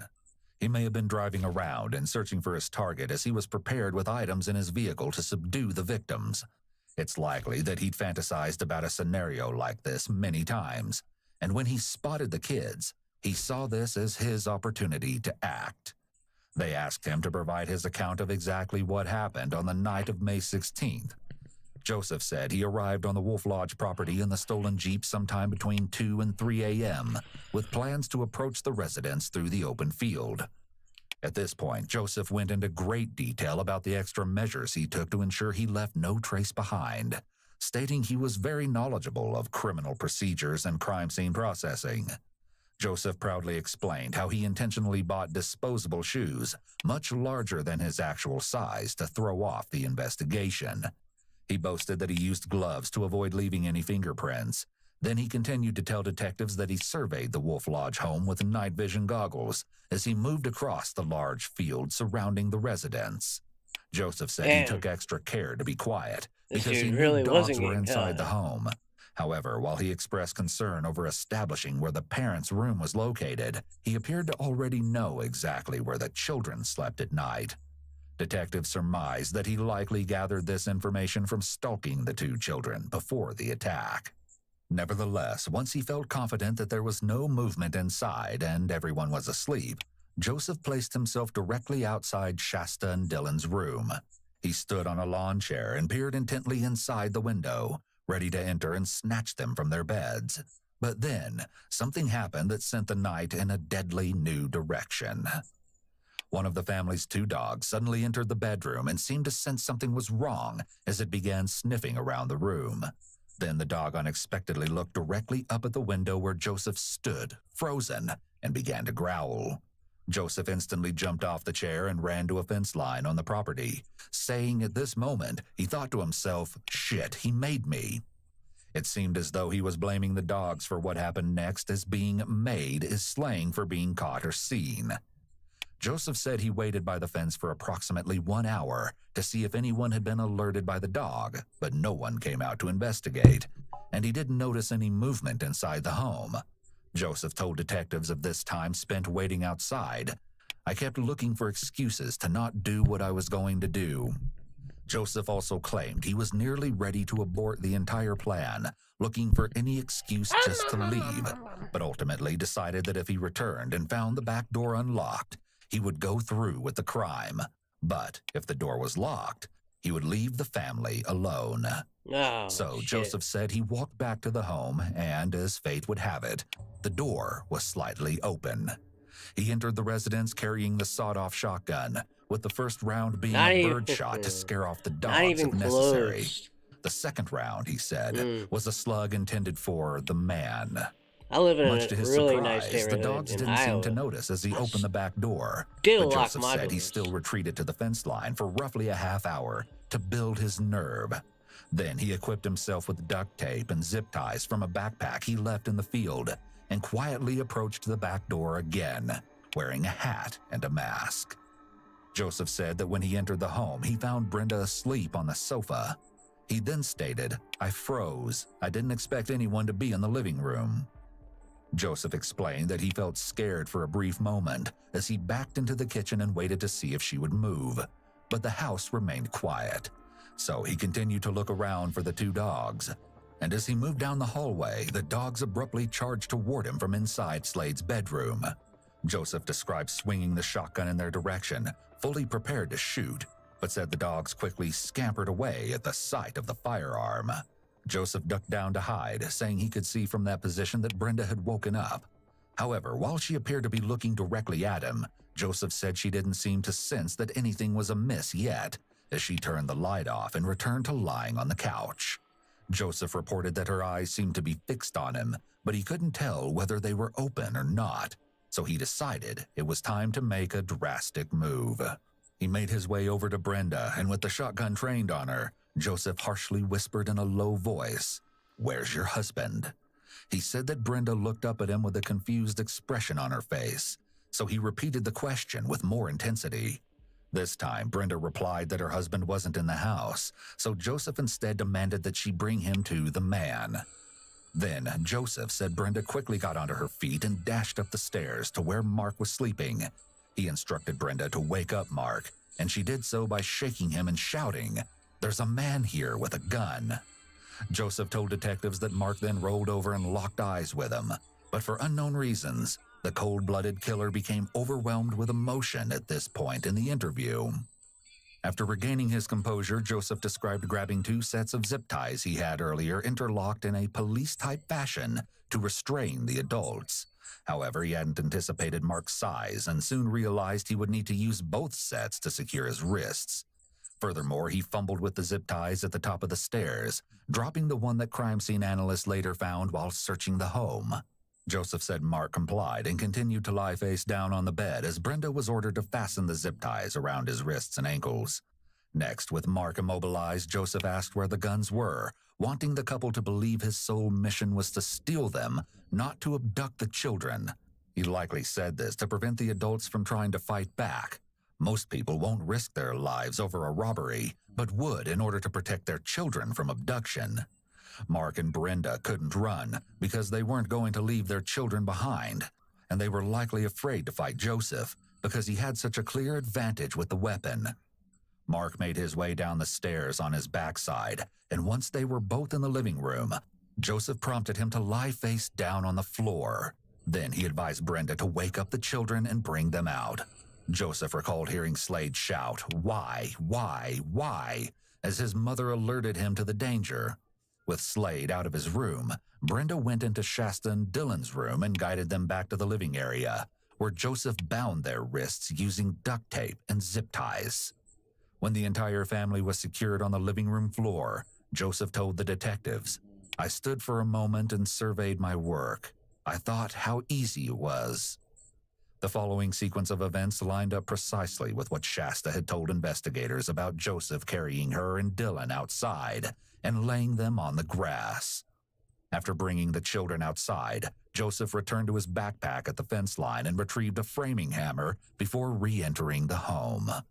Once inside, he removed the duct tape from Slade's ankles and guided him outside to a spot where he was out of sight of the other children. Without warning, Joseph violently hit Slade in the back of his head with the hammer. He immediately fell to his knees, and at that point, Joseph struck him again, prompting the 13-year-old to fall face down on the ground. Assuming he was dead, Joseph went back inside the house and told Brenda to stand, but because she was bound at the ankles, Joseph had to help her up. Once she was upright, Joseph said he tried to use the hammer's claw end to cut through the duct tape around her ankles so she could walk, but instead, Brenda was sent face first back onto the floor when he pulled up on the weapon. Joseph stated that Brenda was clearly injured from the fall, so he decided it was time to end her pain. At this point in the interview, he briefly spoke about his empathetic side, saying, "What I did next was an act of compassion." Then he expressed hitting Brenda 2 or 3 times in the head with the hammer. After he was satisfied that she was no longer alive, he moved over to Mark, who he stated was still realizing what was happening, and struck him 2 or 3 times on the top of his head. Joseph said Mark cried out, "Ouch," before going still, just as Shasta had previously told detectives. Joseph then went back outside and noticed that Dylan and Shasta were both propped up, against their orders to remain laying down, and were speaking with Slade, who Joseph was shocked to find alive and moving around the house's exterior, presumably attempting to flee the scene and get help. He demanded the 2 young children to stay still as he ran after Slade, and for a moment, he actually thought the teenager had gotten away. Unfortunately, Joseph caught up to Slade in front of the house, where he was standing frozen in confusion from the traumatic head wounds he had endured. Joseph mercilessly struck him in the head, neck, and shoulders several more times with the hammer, until he finally dropped to the ground. Before leaving the home, Joseph went back inside to check on Brenda and Mark. He said both were making snoring or mumbling sounds, so he struck each victim's head a few more times. He described not wanting to look as he hit Brenda, so he laid a blanket over her head and swung through it. This is unusual, as most perpetrators only cover victims that they know well. It's possible that Joseph struggles to kill women more so than men because of his description of killing Brenda. Additionally, Joseph let Shasta live. We don't know if he planned on eventually killing Shasta, but he didn't murder her right away like he did with Dylan.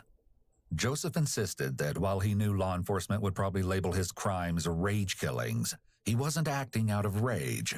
Instead, he offered the demented explanation that he'd been trying to put his victims out of their misery. Nevertheless, Joseph said he finally departed the residence along with the 2 children in Mark and Brenda's white pickup truck. He drove the short distance to the additional property where he'd left the stolen red Jeep. There, he abandoned the pickup truck, loaded the children into the Jeep, and took off. Later that day, upon locating the unknown truck on his land, the property owner placed his 911 call that you heard previously. Still, based on Joseph's depiction of the events, investigators were left wondering how the bloodstains came to be distributed throughout the rest of the home if most of the killings were isolated to one room. So they asked Joseph, and his response sent a chill down their spines. As he was driving away, Joseph told investigators that he noticed Slade was standing up again in the front yard. He told them he elected not to stop because daylight was breaking. He knew Slade would die soon from his injuries. Due to the fact that Slade's body was found inside the home next to his mother the following day, authorities speculated that he had managed to re-enter the house and leave blood evidence in various locations before ultimately succumbing to his injuries at his mother's feet. It was also believed that he had left the droplets of blood on Mark's body. Joseph admitted to washing the hammer off in the sink before leaving. Authorities were desperate to locate the murder weapon, however his attorneys prohibited him from disclosing its location. The interview concluded, and while detectives were relieved to have received a full confession to the Wolf Lodge murders, they still had many unanswered questions. Amongst them, why did Mark and Brenda's truck appear to have been riddled with bullet holes? While awaiting his federal trial in prison, yet another haunting revelation emerged. Several disturbing videos from Joseph's personal social media page. Still, no one could have predicted the new set of nightmares about to surface. A document titled Autobiography of Ed Duncan was given to investigators by a former landlord of Joseph's, who said it had been left behind in Fargo. The chilling document, which appeared to have been written during his incarceration as a teenager, detailed his childhood and other significant life events, with strong psychosexual undertones alluding to his deviant desires. 101 pages of journal entries written by Joseph during his time spent in prison in the 1980s shed even more light on his dark side. Around this time in the 80s, he had seemingly developed an alter ego named Jazzy Jet and would post photos of himself online in drag and lingerie for male admirers. Then, after serving 14 years in prison, investigators learned that Joseph was released on parole in 1994. He spent a few additional weeks in jail in 1996 for drug charges, but was released on parole once again after just a few weeks. It was during this time that he apparently crossed paths with 10-year-old Anthony Martinez. On April 4th, 1997, Anthony was playing with his friends and younger brother in Beaumont, California, when he was suddenly abducted at knife point. Countless law enforcement agencies came together to search for the little boy in the following weeks, and tragically, on April 19th, his body was found by a park ranger, roughly an hour from his last known location. Anthony's body showed clear signs of a violent assault, and similar to the Wolf Lodge victims, he had been bound by duct tape. Despite obtaining a partial fingerprint from the duct tape and releasing a composite sketch of the supposed killer, Anthony's case went cold. It wasn't until after his arrest for the Wolf Lodge murders that authorities connected Joseph to the evidence in Anthony's case.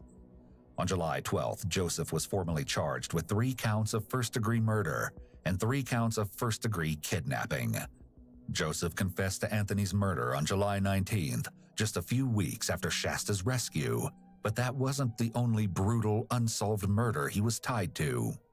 Joseph also confessed to murdering 2 young girls in the Seattle area in July 1996, alleging he beat them both to death. Based on the details he disclosed and the girls having been in close proximity to his residence at that time, authorities believed he was referring to 9-year-old Carmen Hubayas and 11-year-old Sammy Ho White. The pair disappeared after leaving a motel parking lot, and their skeletal remains were found roughly 17 months later on a muddy hillside in Washington. With very little evidence at the time, The case quickly went cold. Investigators were skeptical and speculated that Joseph's confession could be like some of those other serial killers who have claimed credit for things they haven't done. In any case, on October 16, 2006, Joseph entered a guilty plea to the murder and kidnapping charges in court before a judge and was immediately sentenced to 3 consecutive life sentences without the possibility of parole. Finally, on August 27, 2008, a federal grand jury recommended the death penalty for Joseph. Then, in November of the following year, he was given 3 additional life terms. Joseph was also charged with the murder of 10-year-old Anthony Martinez from Beaumont, California, and sentenced to 2 life terms on April 5, 2011, after entering a guilty plea. It's notable that Joseph is wearing a bulletproof vest during his sentencing hearing. This is sometimes done when a prisoner needs to be transported outside of the courthouse, and there is a risk that he will be shot at. While Joseph confessed to the murders of the 2 young girls, Samuel White and Carmen Tobias, he was never charged with those crimes, possibly due to insufficient evidence. The nightmare finally ended on March 28, 2021, when Joseph died in prison from a terminal brain tumor. Bobbies. 4:58 a.m. Saturday the 1st of June. Okay, Saturday the 1st of June, 4:58 a.m. Became one soul. Became one soul. What does that mean? No questions now. Please, to assure Metz, search no more. Blessings are near. Do not kill my daughter, please. They say that only a true friend can protect you from your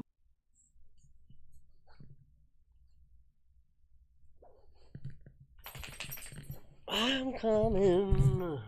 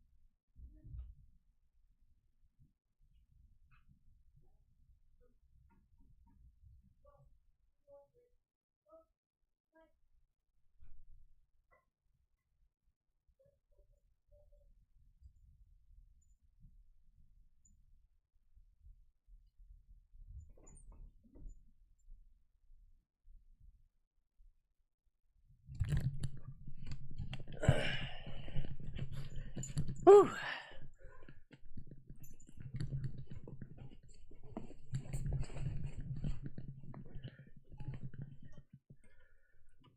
Mortal enemies. But what if your so-called best friend was the reason for your death? Sadly, this concerning question became all too important in the friendship of Gwen Aguilar and Jane La Puebla. But what precisely happened between them, and what were the consequences of their heated disagreement? Good morning, good afternoon, or good evening, folks. My name is Adrian, and welcome back to another video by Coffee House Crime. Today we're looking at the case of Jane La Puebla. Jane and Gwen were inseparable. They had very similar interests, were in the same profession, and shared very similar stresses and woes. So, what went so terribly wrong that it ended in murder? Today we're answering that question. Before we begin our case today, I'd like to welcome see how much this will fetch on eBay today. Long-term sponsors, and that's NordVPN. NordVPN are currently Been hosting a modded out. cybersecurity awareness campaign, which, by the way, I think is a great idea. I've been waiting. As in this day I and bought age, this it's recently. absolutely vital for you to keep yourself safe on the internet. Pretty much. Now, picture this I've for been just waiting. a moment. But you walk down to your local coffee I shop, know it's the pour prices. yourself a cappuccino, and then sit down to relax. You pull out your phone and connect to the public Wi-Fi. kinda skyrocketed. Maybe it's called free coffee Wi-Fi. You've never seen I'm this hoping. Wi-Fi before, but you've never been to this coffee shop before, so how do you know it's not their dedicated network? Hoping Unfortunately, I can it's get not, and you've just allowed someone 800 into all of at your least. personal data. That free Wi-Fi network was actually set up by an impersonator who is now monitoring all of your phone activity, gathering your data, passwords, Why? conversations, media, and more. This is They're all known as a man-in-the-middle scuffed up. attack, and the consequences can vary from your personal data Anyway. being leaked through to your bank accounts getting rinsed. This is one of the many reasons Got a why nice NordVPN is the perfect tool to use. case When you here. turn on a VPN, all of your browsing data will move along an encrypted tunnel between your device and a secure external big old server. pin. Even if you connected to a hacker's hotspot, all Got they would see replacement is pins encrypted here. gibberish. Encryption is a very effective tool designed to stop Got this sort of thing from happening. There are many more benefits to plug-in NordVPN too. charger. For example, NordVPN also Got hides your one of IP these. address. This protects you from attacks which are targeted specifically towards you, which often come in the form of malware or distributed This one? denial of service attacks. If you're interested, you Ah, can yeah. get the best deal That on one will like NordVPN us. by signing up through my link, nordvpn.com/coffeehousecrime. You'll get a massive discount on a 2-year plan with an additional 4 months for free. And by the way, it's also risk-free with Nord's 30-day money-back guarantee. That's nordvpn.com/coffeehousecrime for this very exclusive offer. Honestly, I use Nord every single Mario! day, and although I'd like to say it's a nice to have, 64. it's basically essential these days. So thank you to NordVPN for keeping me safe. Thank you to you guys for supporting us content creators. And now let's get straight back to today's video. Please pull up a seat and grab yourself a coffee. This is the case of Jane La Puebla. Blah blah blah. Alright. Let's get some pictures too. Another video, another new location. Today we find ourselves visiting the warm and beautiful region of Southeast Asia. More specifically, we're focusing on the Republic of Singapore, a small country just south of Malaysia. Now, Singapore is unique in many ways. It is comprised of one massive city, with several less populated islands scattered around the mainland. The city itself is incredibly vibrant and full of life, and personally speaking, here's something I love about it. Singapore has made a personal effort to be one of the greenest cities on the planet, and is constantly looking for ways to bring greenery into the busy lives of its citizens. For example, its Gardens by the Bay is a massive expanse of greenery consisting of 18 giant super trees, and many rooftop gardens and green skyscrapers are found throughout the city. Singapore consistently attempts to regreen its urban environment, which cleans its air and provides homes for hundreds of species of wildlife. The city can afford so much development with thanks to its vast amounts of wealth it has attained, which allows it to rank high in education, healthcare, technology, and of course, quality of life. And in fact, 1 in 6 households holds over $1 million in disposable income, and that's not even including property. The country is also seen as one of the safest in the world, and to add to this, has one of the lowest crime rates internationally, which kind of makes it ironic that it's now showing up on this channel. We'll get to that reason in just a minute. Although Singapore indeed sounds like an urban utopia, it does have one despairing problem. Although many of the mega-rich seem to live here, the country doesn't actually have a minimum wage, which unfortunately means that the Great Wealth Divide is amplified even further. This leaves many public sector and service workers susceptible to gross negligence, underpay and poverty. And sadly, this was the case for both women we are focusing on today. So please, allow me to introduce you to 29-year-old Gwen Aguilar and 26-year-old Jane La Puebla. The pair were Filipino migrants who had travelled to Singapore to find work, and quite similar to the case of Rick Jutting, the work they found was in domestic service. Much like Hong Kong, working for the rich will always be available in a city such as Singapore, and many of those jobs tend to be given to migrants who are willing to accept lower than average wages. Unfortunately, this is for one very simple reason: they are seen as easy to get cheap workers. Now, touching back on this topic once again, but a low wage in Singapore will actually pay much better than rural parts of Malaysia and the Philippines. This means that if you save 10% of your monthly earnings, that 10% will stretch much further back at home, and this is the main reason why many migrants move to Hong Kong or Singapore to find work. In an attempt to keep the family financially afloat, it was in the early 2000s that Gwen left her husband and children behind in the Philippines to find work in Singapore. She was eventually employed by a professional IT couple who were both in their 30s, and with work being so busy they were barely at home. As a result, she was hired as a live-in maid. This would be a similar case for Jane La Puebla. She came from central Luzon in the Philippines, and had left behind a husband and 9-year-old son in the process. Gwen and Jane had a very close relationship. Many said they were the best of friends, and were close enough to be described as almost like sisters. They were in the same profession, had similar stresses and woes, and held very similar interests. The two would often hang out together at the newly developed Lucky Plaza in the central of Singapore, where they would chat, drink, and eat. And every Sunday, the pair would walk around one of the many green parks in the city for a coffee and catch up. They would talk about various aspects of their lives, which included hobbies, work, and chat about the men that passed them by. You know how it is, just the usual stuff that girlfriends talk about in their 20s. Saying that, it wasn't always laughter and carefree chit-chat. The conversation often devolved into the primary stress in both of their lives, and of course, that was money. In fact, money was such a massive problem for the two of them that they regularly borrowed money from local loan sharks just to pay their debts and get by. That was until one day, Jane pushed her luck a little too far with these loan sharks, and as a result, she was permanently banned from using their services. Jane would continue to struggle after this. It's pretty obvious to say, but as a domestic worker, life is very tough in Singapore, and her financial situation only worsened. Just a reminder that 1 in 6 households have over $1 million of disposable income, which is a very stark contrast to Jane, who couldn't even afford to give herself food for the night. Now, Gwen didn't like seeing her friend in so much distress, so she made the decision to take out a loan in her own name to help Jane out. And you can probably see where this is going, but unfortunately, this was a grave mistake by Gwen, and it would have dire consequences.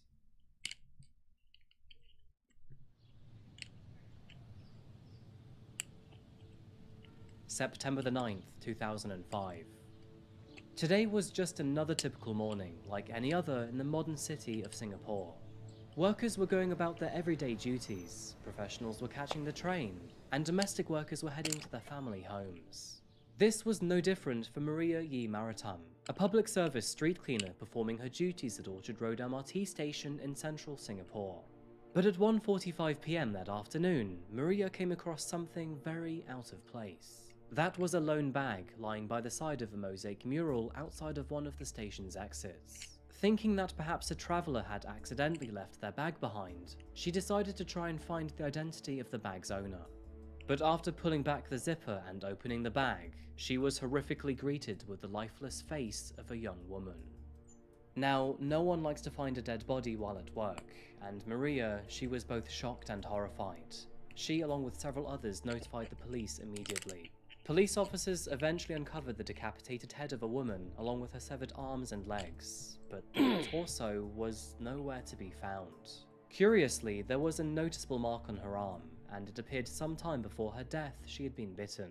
But who exactly she was and how she got there were entirely unknown. The bag containing her body had been left out in the open rather carelessly, so it was pretty obvious that whoever did this did not try to conceal the body. And with her killer leaving the hands intact, authorities were able to lift fingerprints. This of course came back with a conclusive match. The body belonged to Jane La Puebla. Since all migrants travelling into Singapore must provide fingerprints, iris and facial biometrics, it was very easy for authorities to identify her. But outside of Jane's identity, authorities had very little to work with. Of course, at this moment in time, the rogue teeth marks were unidentifiable and would only be able to be used as evidence if they already knew the killer. But the very next day on September the 10th, 2005, and before they had the opportunity to investigate any further, another daunting discovery was made, and this one gave police a glaring trail to follow. At 6 PM, a civil servant was on his way to a bus stop found just west of central Singapore at the McRitchie Reservoir. And that was when, in the distance, he spotted a black duffel bag dumped outside of a building. The duffel bag was out of the ordinary, and after curiosity got the better of him, he decided to look what was inside. And upon opening the bag, he was met with the sight of a woman's torso. As you can probably guess, this was later identified to belong to Jane La Puebla. But Jane's killer had made one grave mistake this time. Her torso had been wrapped in copies of the Herald Tribune newspaper, and attached to one of its copies was a name and an address. The newspaper had been addressed to a man living in the city at Sunglade 9, Serangoon Avenue 2, and within 12 hours of finding this information, police descended on the condominium. Found in the heart of Singapore and comprising of several modern apartment complexes separated by multiple swimming pools, Sunglade can only be afforded by well-off professionals. After arriving at the marked apartment, authorities knocked on the front door, but the person to answer was not the homeowner. Instead, it was their live-in maid, Gwen Aguilar, and she seemed very unhappy to see officers. With both owners away at work, Gwen was the only one to have access to the apartment, and since authorities had already made a social connection between her and Jane, she was clearly in their spotlight, and therefore arrested on suspicion of her murder. After investigating the apartment, officers found a 10-inch cleaver wrapped in a red plastic bag, and no surprise, but this matched the same bag that Jane's head had been found in. So I guess you could say that Gwen was very good at her job, because the apartment was spotless. But although the apartment was clean to the naked eye, Luminol expressed a very different story. For those curious, luminol is a subtle agent that reacts to iron found in the blood, which therefore highlights trace amounts of blood that are otherwise invisible to the naked eye. With Gwen now in custody, she was surprisingly amicable with investigating officers, and although she cried upon her arrest, she was polite and understanding to police requests. And just 24 hours later, Gwen Aguilar confessed to murdering her best friend. Now, Gwen was very close to Jane, so the big question that posed to authorities was both why and how was she able to kill someone she described as her sister. To better understand this question, we must first rewind the clocks by 3 days, and that's back to the date of September the 7th. It was during this evening that both Gwen and Jane were relaxing in the Sunglade apartment. Gwen was cooking dinner for the two of them, and all appeared to be fine as the two ordinarily chatted away. However, as we already know, there were growing problems between the two women, and as time passed by, the pressure was mounting up. You see, the $2,000 loan that Gwen had taken out to help Jane had now grown with interest, and with this interest almost doubling the initial figure, neither of them actually had the money to pay it back. And so of course, when the two moved on to financial discussions, their conversation very quickly heated up. Now, according to Gwen, she suggested to Jane that she could pay back some of the debt she owed her by selling some of her expensive possessions, namely a digital camera. Jane grew agitated by this. She began to shout at Gwen, and the argument turned for the worse. And although it's not known who struck the first blow, things became physical between the two. The pair began to wrestle, and after pushing each other into walls and furniture, more aggressive actions such as hair pulling, biting, and strangling came into play. As the fight progressed, Jane's blood was smeared throughout the laundry room and hallway, and as the chaos spread into Gwen's bedroom, blood was spattered there too. Sadly, this ended in Gwen smothering Jane with a pillow, and although Jane eventually went limp, she wasn't actually dead yet. After Jane regained consciousness, Gwen jumped back on top of her and put her hands around her neck, and ultimately, this ended in Jane's untimely death. Back in the interrogation room, Gwen couldn't describe to officers why she went as far to kill her best friend. She couldn't recall her emotions during the murder. Only afterwards, she knew that she had to do something with her body. The homeowners were due back home later that very same evening, so she had to act swiftly. Taking her suitcase, she stuffed Jane's body inside and stashed it in a wardrobe in her bedroom. Gwen cleaned the crime scene, removing the most noticeable bloodstains across the house. Luckily, the homeowners never stayed for too long. They would be gone first thing in the morning, and they didn't seem to be aware of anything out of place either. All she had to do was conceal her secret until they left. 2 days later, on September the 9th, and after much thought and deliberation, Gwen travelled to Mustafa Shopping Centre to collect some cleaning supplies.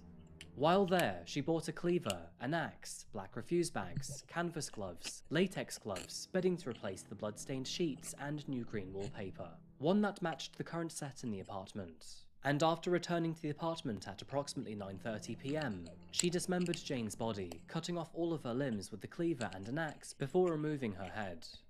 These parts were wrapped in newspaper, which of course is what led officers to her front door. Gwen then hauled the bag containing Jane's head and limbs down 8 flights of stairs, caught a taxi to Orchard Road, and then dumped the bag in front of a mural, the same mural where both friends used to meet every Sunday.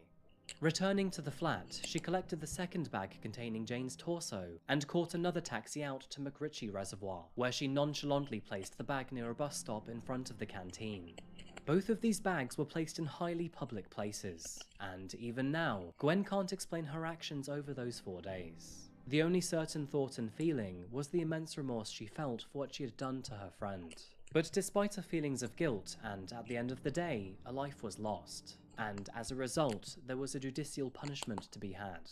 For that reason, and no surprise, Gwen Aguilar was tried for the murder of Jane La Puebla. As part of pre-trial proceedings, Gwen was psychologically evaluated, and what psychologists found was a turbulent and troubled mind. Alongside Gwen's financial troubles and being away from her husband and children, her mental health had taken a big step in the wrong direction. To add to this, she had failed to save any money to send back home that month, which played on her mind greatly. Now, add Laura's debt to that problem, and you can see why she was in so much stress. Now, of course, this does not justify her actions, but it is important to see where that anxiety was coming from. Her most significant stress was money, and whenever she thought or talked about it, she would dissociate to the point where she would sleep all day. Professional psychiatrist Dr. Tommy Tan diagnosed her with masked depression, and in his opinion, her mind acted abnormally at the time of the offence, meaning she acted with diminished responsibility. To add to this was the fact that her altercation with Jane was a two-sided affair. It was noted that Gwen had already suffered multiple injuries and bruises across her body during her arrest. This even included strangulation marks around her neck. This fact, coupled with Gwen's psychiatric evaluation, persuaded the court to reduce her charge from murder to manslaughter. And this was lucky for Gwen, as the maximum penalty for murder in Singapore is the death penalty. Needless to say, but this decision may very well have spared her life. And in May of 2006, Gwen Aguilar's trial began. Her husband, Edwin Aguilar, came over from the Philippines to support her through the process, as even after her violent crimes, he still wanted to be with his wife. Jane's husband, Crisaldo La Puebla, was also in attendance, along with several other family members. And throughout the trial, Gwen frequently expressed remorse for her actions, stating she had no control over what she was doing at the time. In the end, she pled guilty to the manslaughter of Jane La Puebla, a plea which resulted in her being sentenced to 10 years in prison. The reasoning behind the judge's decision was that hopefully she could be fully rehabilitated through this time with the support of her family. During her sentencing, Judge Justice V.K. Raja stated, "Her decision to plant body parts in 2 very public places strikes one as incoherent and incomprehensible. It would be fair to infer that her prevailing illness was in all likelihood severely exacerbated after she killed the deceased."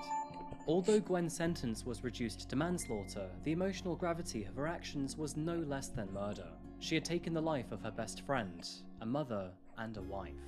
Jane was a young woman in a very similar boat to Gwen.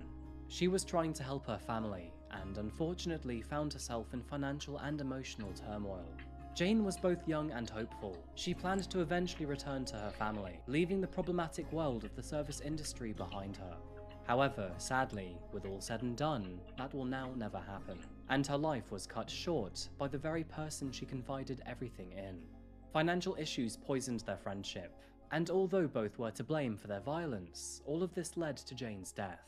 And now Gwen will have to live with her actions for the rest of her life. So I think that pretty much wraps up today's case, folks. A bit of a strange one, considering the nature of Jane's murder, but there's always room to argue that it was done in the heat of the moment. I guess for that reason, alongside the side of Dominion responsibility, is precisely why she was charged with manslaughter instead of murder. As of the date of making this video, Gwen is now released and out in the public, and we don't actually know what she's doing or where she is now. To finish this story the same way we began, I found a famous quote by Oscar Wilde. "A good friend will always stab you in the front." And sadly, I guess this story supports that theory. Anyhow, thank you so much folks for watching another video today by Coffee House Crime. If you found this case interesting or you learned something new, then please remember to like the video and subscribe if you haven't yet. Thank you once again to NordVPN for sponsoring today's video. If you would like to take advantage of my exclusive offer, then please visit nordvpn.com/coffeehousecrime. Now as always, I'll see you very soon for another video, but until that moment arrives, please remember to look after each other and stay safe. Thank you, and goodbye.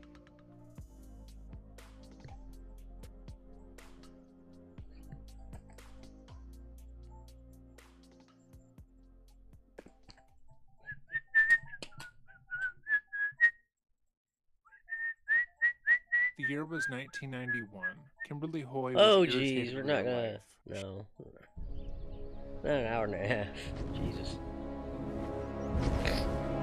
Dragonfly.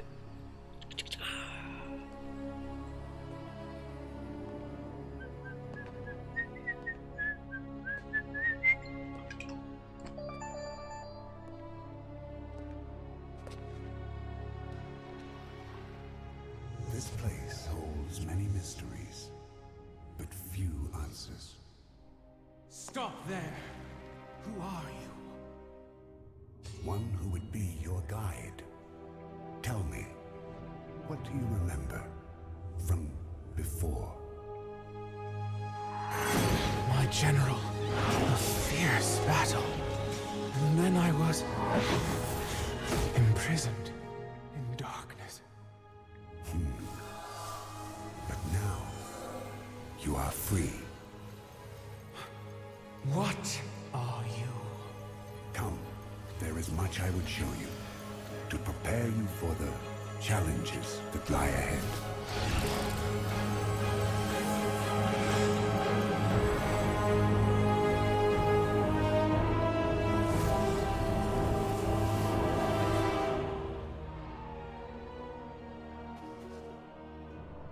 This place. So strange. Where are we? Where is less important than when. Many thousands of years ago, when our world was young, Azeroth was home to the ancestors of dragons. Primitive beasts ruled by primal instincts. Yet, there were a few in whom the spark of intelligence was lit, who thought, spoke, and felt more deeply than the rest. What does this have to do with me? Were it not for them, your people would not be.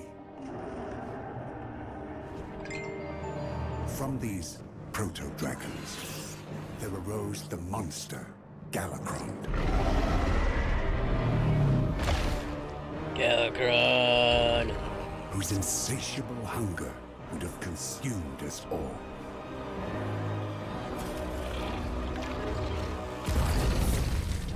When the fate of our kind was at stake, we five overcame the instincts of fear and self-preservation and united to battle the Leviathan. We? So, you were one of these?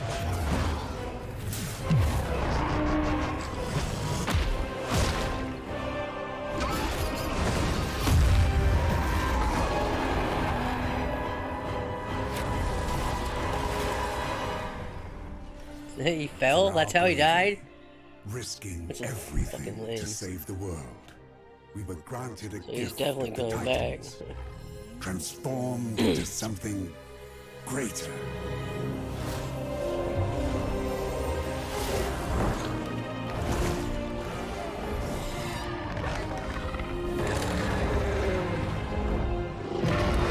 Together, we became the Aspects, leaders of the Dragon Flights, the protectors of Azeroth.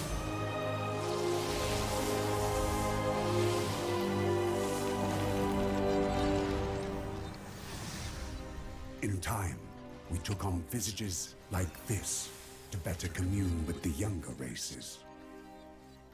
Why have you shown me this? I am Nosdormu. I was aspect of the Bronze Flight. It is my fate to see all of time. But now a threat to our world approaches. An ancient enemy has returned. You will play a part in the events to come, and you will have to make a difficult choice, as we did. I am not like you. No. My story is already written, but yours, and that of all Drakthir, is only beginning to unfold.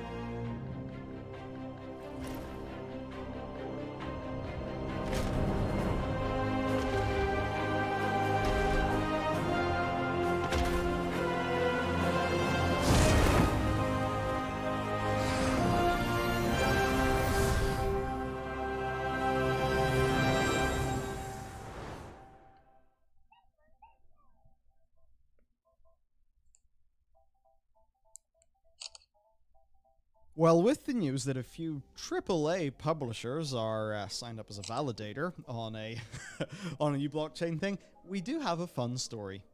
One of those that involves crashing, burning, and honestly, some sheer insanity. This is a story of hubristic game development, international sanctions, and, of course, most terrifying, the Taxman. As everyone knows, there are two things that are inescapable. One is taxes, and the other is what happened to these people. Not literally, the company.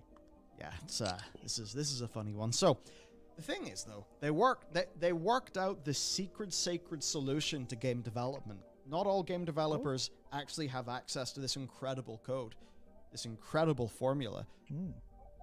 Half the fun in MMOs is teaming up with your friends and taking down epic bosses. Half the fun in NFTs is getting to use and show off your little piece of art in a fun way. We will combine those, and according to our calculations, that means you get 100% of the fun. So, I mean, I'd rather have all the fun of an MMO and apparently all the fun of an NFT, not just half of each, but... Yeah, so this is my first thought, right? So, if they're going into NFTs and going into crypto, you would assume that requires some technical level of prowess, right? Yes. And generally speaking, in the programmatic realm, it's a skill unto itself. But one of the things that works really well is mathematical knowledge. And if this is what they think is mathematically correct, I'm very worried for where this story is going to go. That's not... Yep. So the thing is, though, they're trying to sell the fact that they're doing play to earn right. That their game is fun. Now we're jumping back into Thor. And man... I hope you guys been keeping up with Venom, because there's a lot that happens in this issue that'll make a lot more sense with how it connects to Al Ewing in Ram V's Venom, because this moment is a huge milestone in connection to Thor's fate, as well as a bit of a teaser for Eddie's future and past. So with that said, let's get into it. But first, if you're new to the channel, be sure to subscribe to catch the spills every week, and don't forget to hit that bell up top so we can squat up in the comments for the first hour. Alright, so jumping back in, we pick right up from the moment where the newborn Bedlam Child symbiote had just created a hammer by extracting the magical metal known as Promethium from Darkov's body. But also beneath them, while all this is happening, down in the catacombs of Asgard, the Underdark, Donald Blake is suffering his punishment, which some of you guys pointed out that this was actually Loki's punishment in Norse mythology, which is true. But I also want to point out that this is why Loki gave Donald Blake this punishment in the form of a reward, because Loki also gave Donald his position as the god of lies since he was seeking godhood, and now he got it. But also while this venom is pouring into Blake's eyes, the eyes of a god, the god of lies, we're also told that a myth is slippery. A story coils like a snake, it turns and it twists. And if it's not for justice, like Loki had mentioned, maybe it's about revenge. As we see Donald Blake go from an agonizing scream to then saying, Loki. And meanwhile up top, Loki's pretty much like, hey, did somebody just say my name? But it's here where this newborn symbiote who has possessed Darkoth, he more or less marvels at his own creation, which is this hammer that was crafted from Promethium, the mystical metal from Limbo's heart, that the child symbiote had extracted from Darkoth's bones. And it's here where we discover that the name of this hammer is Helnir. And with seeing this, Odin tells Thor that he doesn't need any tricks with his father at his side, for he's the way, the wrath, and the weapon. And with Thor hearing this, he readies his hammer to use the cold fury of the storm to awaken Darkoth and get him to his senses. But it's here where Eddie tells Thor again that he's not dealing with Darkoth, he's dealing with the child symbiote, who's really more or less taking his first steps and learning from every move that it sees others make. And whatever Thor does, he's gonna throw it right back at him. And as soon as Eddie says this, the child symbiote lifts Helnir, and it mimics the attack that Thor used with Mjolnir to separate him and Eddie in the last issue. But with this attack from Helnir, instead of it being lightning, which wouldn't harm Thor unless you're playing Marvel's Avengers or watching Thor Ragnarok, this strike comes off as more of a fire lightning that burns Thor like the fires of hell. And when this happens, Thor admits that it hurts, but Odin tells him, boy, you ain't done yet. But also I want to take a moment because a few of you guys said in the last video that Darkoth kind of looks like Red Piccolo. And I gotta admit, after you guys said that, now I just can't unsee it. So thank you for that. Because it's not going away.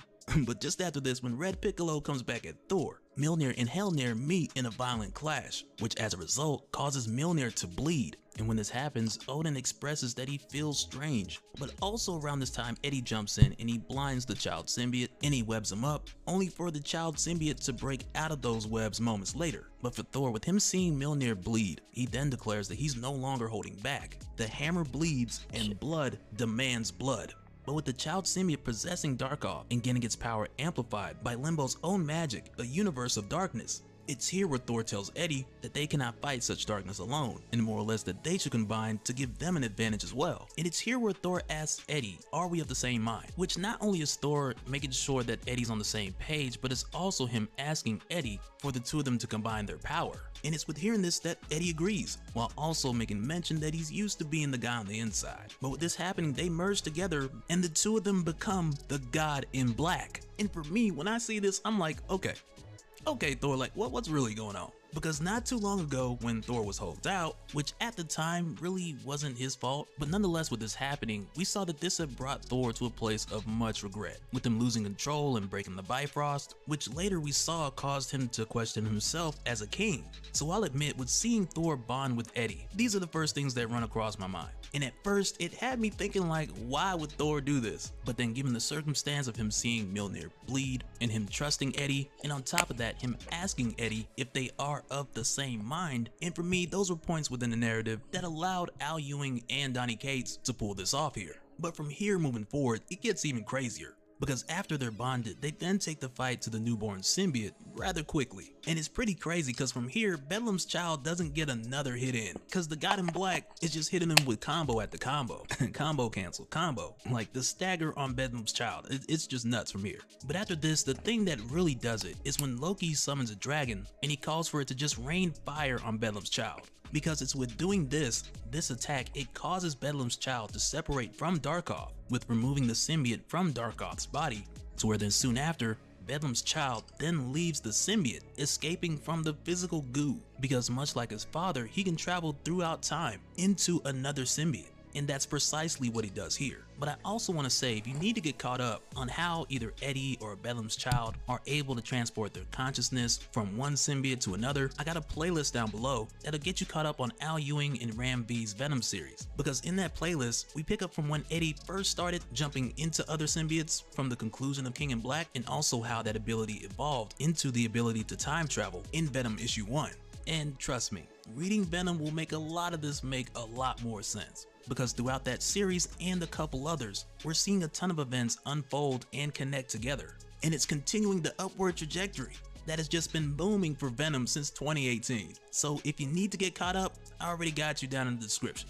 But at this moment, after Bedlam's child is defeated, in Darkoth, he's just out cold because the fire didn't so much bother him. But with Bedlam's child leaving the symbiote and the hammer behind, Eddie then lifts it up and he's like, how about that? Looks like I'm worthy. And it's right here where Eddie does this that this causes Thor to be suspicious. Because Thor knows a thing or two about a god pretending to be a man. And also when Eddie first got here, he told Thor that he hadn't seen him in centuries. And while Eddie's holding the hammer, he starts to transform and he tells Thor, that he didn't lie to him about being Eddie Brock. And it's here where Eddie admits that the truth is that he's so much more than just Eddie. And it's right here where he transforms into Meridius, and he tells Thor that he's seen his future. The past is set in stone, but the future, it can be changed. And he goes on to say that he knows that Thor has seen his future. He knows Thor has seen his fate. And he asks Thor, if you can turn back on what is to come, wouldn't you at least try? And so of course with hearing this, we know that this is yet another reference to the vision of Thor's death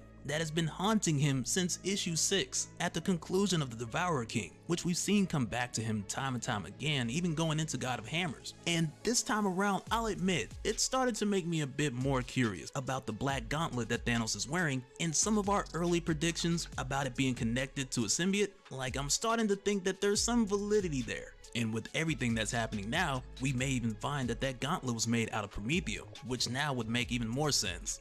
And on top of that, because this picture is saying so many more things now, but on top of that, with us seeing Eddie in the background with the rest of these zombies, there's just so much more potential now for how that story can actually unfold. Like, I'm beyond excited to see how that goes down. Sorry, Thor. But with Thor responding to Meridius saying that that decision depends on what it would cost the people he loves. And this response just causes Meridius to lash out and attack him with Helnir. And after doing so, he tells Thor that he'll be absorbing the hammer and the power because Promethium is an element of darkness, much like symbiote matter. And he tells Thor that all he has to do from here is just let him go about his business. And from here, Sif asks if she can bring back up, Loki suggests that Thor should let him go and get 2 birds with 1 stone, and even Odin chimes in saying that the clash earlier caught him off guard, and he asks Thor to swing one more time to let him get another hit. But his hero Meridius tells Thor to take heed to Loki, because Thor's already felt the power of Helnir. But in this moment, Thor, he says no to everyone. Because yes, it's true, he's felt the power of Helnir, but it's here where Thor says that he's more than a hammer. And to Meridius, the King in Black, if he is a god as well as a king, he now faces the King of Gods, the All-Father of Asgard, in the full measure of his birthright. And with that said, Thor then gives Meridius a taste of the All-Father Thor Force, which from there causes Meridius to admit that here and now, Thor won. And with saying this, Meridius then starts to escape through time. But just before he leaves, he asks Thor, I wonder what you have won. To where then Thor responds to Meridius, that's for the future to tell us when it comes. But with Meridius leaving the symbiote behind, the symbiote falls to the ground, leaving a puddle, but then that puddle starts to seep into the ground until it completely disappears. And when we follow that symbiote, we find that it's made its way down to the catacombs, the Underdark of Asgard. And it's here with this symbiote drips into the venom-filled eyes of Donald Blake. Oh no. And now below Asgard, there's a serpent. And so now, here's the thing. With the way that this whole time travel thing is set up, because even though we were told that Bedlam's child had left this goo and made its escape throughout time, which is a trick that he picked up from his father, but even with that being the case, with this symbiote goo making its way down to Donald Blake, we could possibly see Bedlam's child return back to this time. And if not him, then possibly Bedlam or Meridius, because it's justifiable that any one of them would want revenge, just like Donald Blake. With Blake having hatred for Loki, in addition to the other Kings and Blacks, as well as the Prince, all having hatred for Thor.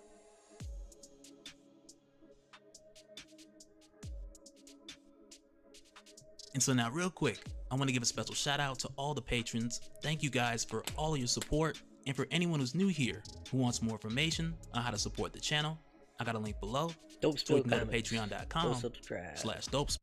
Salutations everybody, it is Maddie here today, and are you ready to talk a little bit about Fallout? Because ladies and gentlemen, history has repeated itself. Obsidian wants to make another Fallout game. The difference this time is they are now saying it when they are under the ownership of Microsoft, and Microsoft also happens to own Bethesda, the owner of the Fallout IP. What does this mean when public pressure is being put on for more Fallout content and Obsidian has a desire to make another one? Well, we're going to discuss that here today because I know fans like you and I, we're thirsty, man. It's like we're out in the Mojave or we're out in the Capital Wasteland without Project Purity, of course. So ladies and gentlemen, welcome to another old man shouting at the cloud, talking about Fallout, begging for the return of the series because we pretend that 76 doesn't exist. Ladies and gentlemen, if you're new here, you're into Fallout, Bethesda, all that good stuff, consider subscribing, with How that, dare you, let's Amazon. begin. So I How want dare to first you. give everyone a bit of a Fallout history Put that lesson. on my Fallout is list of literally, free like, the games. main Dude, I building almost block saw of it, this like, channel.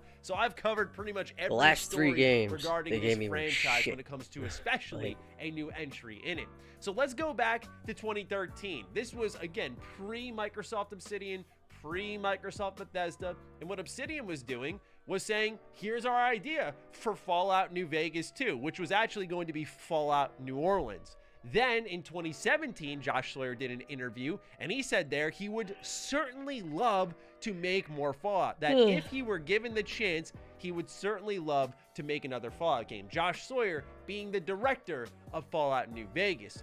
Then let's fast forward to this year, where I had Jeff Grubb here on the channel. We had a nice chat about Fallout New Vegas 2, and it wasn't one of those, hey, wouldn't that be cool? It seems like those talks are actually happening at Microsoft, and what's happening here with Obsidian may be a continuation of that. So let's go to that story, and then we'll talk about what Fergus Urquhart, CEO of Obsidian, had to say about the Fallout franchise when celebrating its 25th anniversary. So first, the Jeff Grubb story, where he says, where VGC reports, speaking on his premium Giant Bomb show Grubb Snacks, VentureBeat's Jeff Grubb claimed that the original developer Obsidian could create a sequel to the classic RPG now that it's under the same roof as license holder Bethesda. Quote, this is very early, but people have begun to have talks and say these words and sentences, and those words are Obsidian and New Vegas 2, end quote. Grubb said, quote, we're talking years and years away. There's at least an interest and conversations happening about making something like that actually a reality, end quote.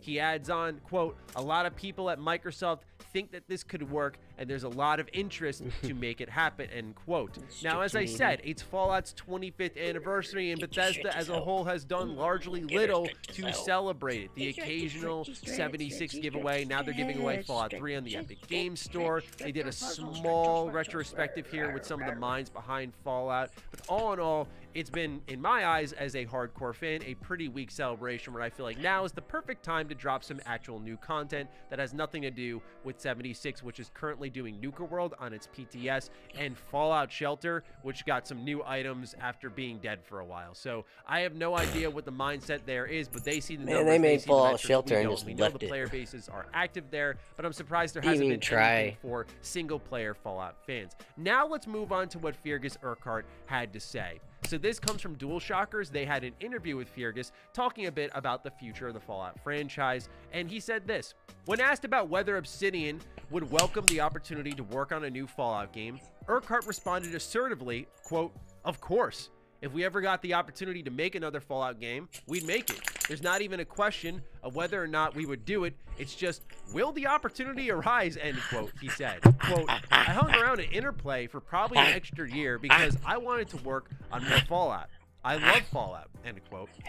Obsidian has released the survival game Grounded from Early Access, has a medieval tapestry-themed RPG out this month, which is Pentiment, and is also working on the Outer Worlds sequel and the closely guarded first-person RPG Avowed.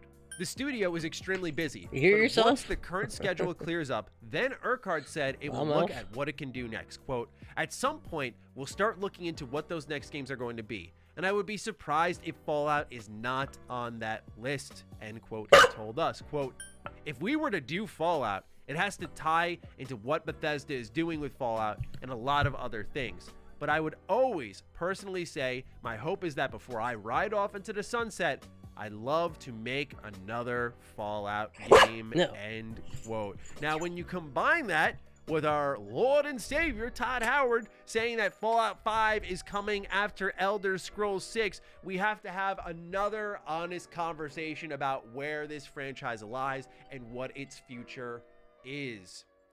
First and foremost, this news is kind of funny because we just talked about Obsidian and Fallout saying that seemingly that's not on the way, and indeed it's not given their current slate of games. As it was shown in the tweet celebrating Fallout's 25th anniversary, Obsidian firmly shut it down, saying, and before you ask, no. Just knowing that people are going to ask about New Vegas, they are aware of the demand. And it was in that video that I shared the energy that I still have today, which is let's respect Obsidian's initiative, because as a part of Xbox Game Studios, they are going to set the tone for what I think the rest of Xbox Game Studios can become. And we get a lot of amazing games that way. I love that Obsidian is still balancing out, like, hey, we're known for RPGs. We're going to do Avowed. We're going to do The Outer Worlds 2. But we're going to break up into small teams and even take one of our best directors in the studio, being Josh Sawyer, let him work on a passion project that's not really super RPG focused. And of course, let Grounded be a thing that becomes an insanely popular game, and it's fantastic. I love that Obsidian's willing to experiment, and I think we see very little of that. So Obsidian is smart to walk this line of, we will do it, we want to do it, but we are not going to do it now because we have creatives working on things they want to make. Right? They went from Pillars of Eternity, and that is now going to effectively turn into Avowed. They share the same world. You're going to see a lot of similarities there, although I need to finally catch up and play Pillars of Eternity. You're going to see a lot of similarities between the two, and it's awesome to see that one creative adventure, which was an isometric RPG, now it's going to turn into this big, broad, high-budget single-player, first-person RPG. So there is a lot to be excited about in Obsidian's future, but let's make no mistake here that one of the main reasons they want to do this when it comes to Fallout is the amount of money it would generate for everyone involved. But here is what I foresee being an upcoming beyond what we will get into, which is, hey, we're talking about X amount of years down Just the line. follow me. What's up? It's gonna be a while before we see a Fallout game. It'll likely take another 4 or 5 years to develop. But that first concern is one that we don't air too often. Again, typically we talk about when are we actually going to see these games, but for me, what will the identity of the franchise be? I'm doing pretty good. Just chilling. Right now, Fallout 76 this is my birthday yesterday. is, as I would define it, running rampant, and by that I mean it's just I'm just chilling today. Franchise rep in many ways. I bought myself a Christmas present or a birthday present. There's a significant gap. A pro mic and a pro camera. It's all coming Friday. I'm gonna look all professional and shit. In Elder Scrolls 6 because be awesome. Rightfully so, they own the IP. They're been doing this for about a year. And what Obsidian makes is going to have to bounce off of it. Finally what will be an exciting time. Getting my pro mic and pro camera. Fallout's in very close what I got now is my web camera was given to me by my that's friend. Something we haven't had since Fallout 3 New Vegas. Microphone right here was given to me by my friend when my headset broke. Something truly special if it plays out that way. So that is exciting. I've been running but on, at the same time, again, been running on to scrap series for identity, quite a while which now. can So dramatically shift. To me, well, thank you. It's very telling that I'm to 41. celebrate the anniversary, I'm not going to disregard the free games. 41 years old. To celebrate the anniversary, they have provided new content for things like Fallout 76 and Shelter. They've gone to the live service stuff. What do they view the future of the franchise as? And some people may go, well, they're going to go back to basics. Just look at Starfield. But I think, do they feel co-op is the way to go? Because right now, as I've said in a number of 76 co-op would be lit. reviews and revisits to new content that I always keep an open mind on. These guys keep kind of blabbling on though.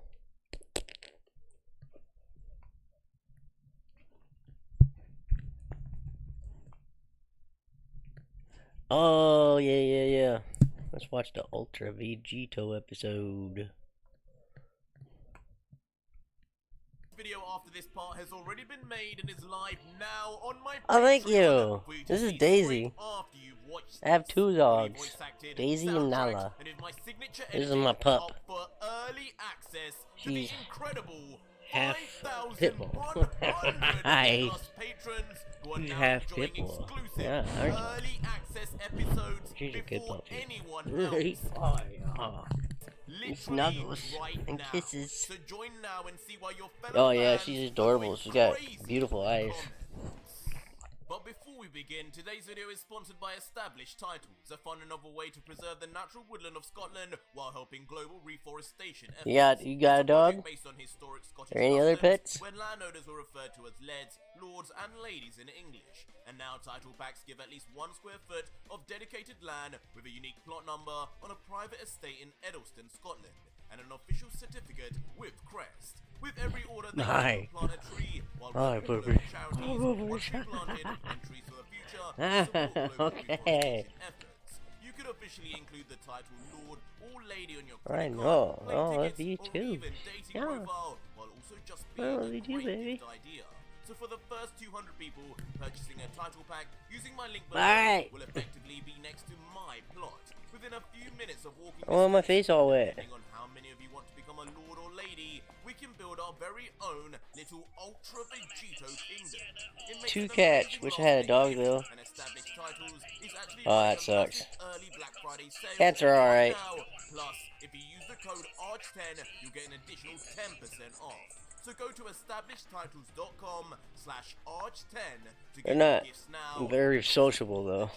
the ones that I've found kind of keep to Our themselves. story continues with Ultra Vegito still with his Ultra Instinct activated, and one mysterious black horn deviating out of his cranium as he looks down in silence, covered in electricity, as he shakes before muttering,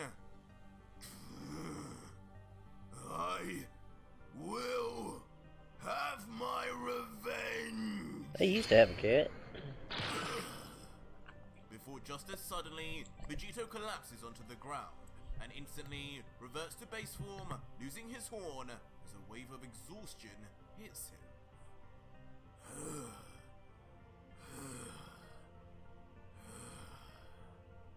And as he huffs and puffs from the sudden loss in energy, he surprisingly appears to be totally confused over wherever he even is, as he ponders, "What happened?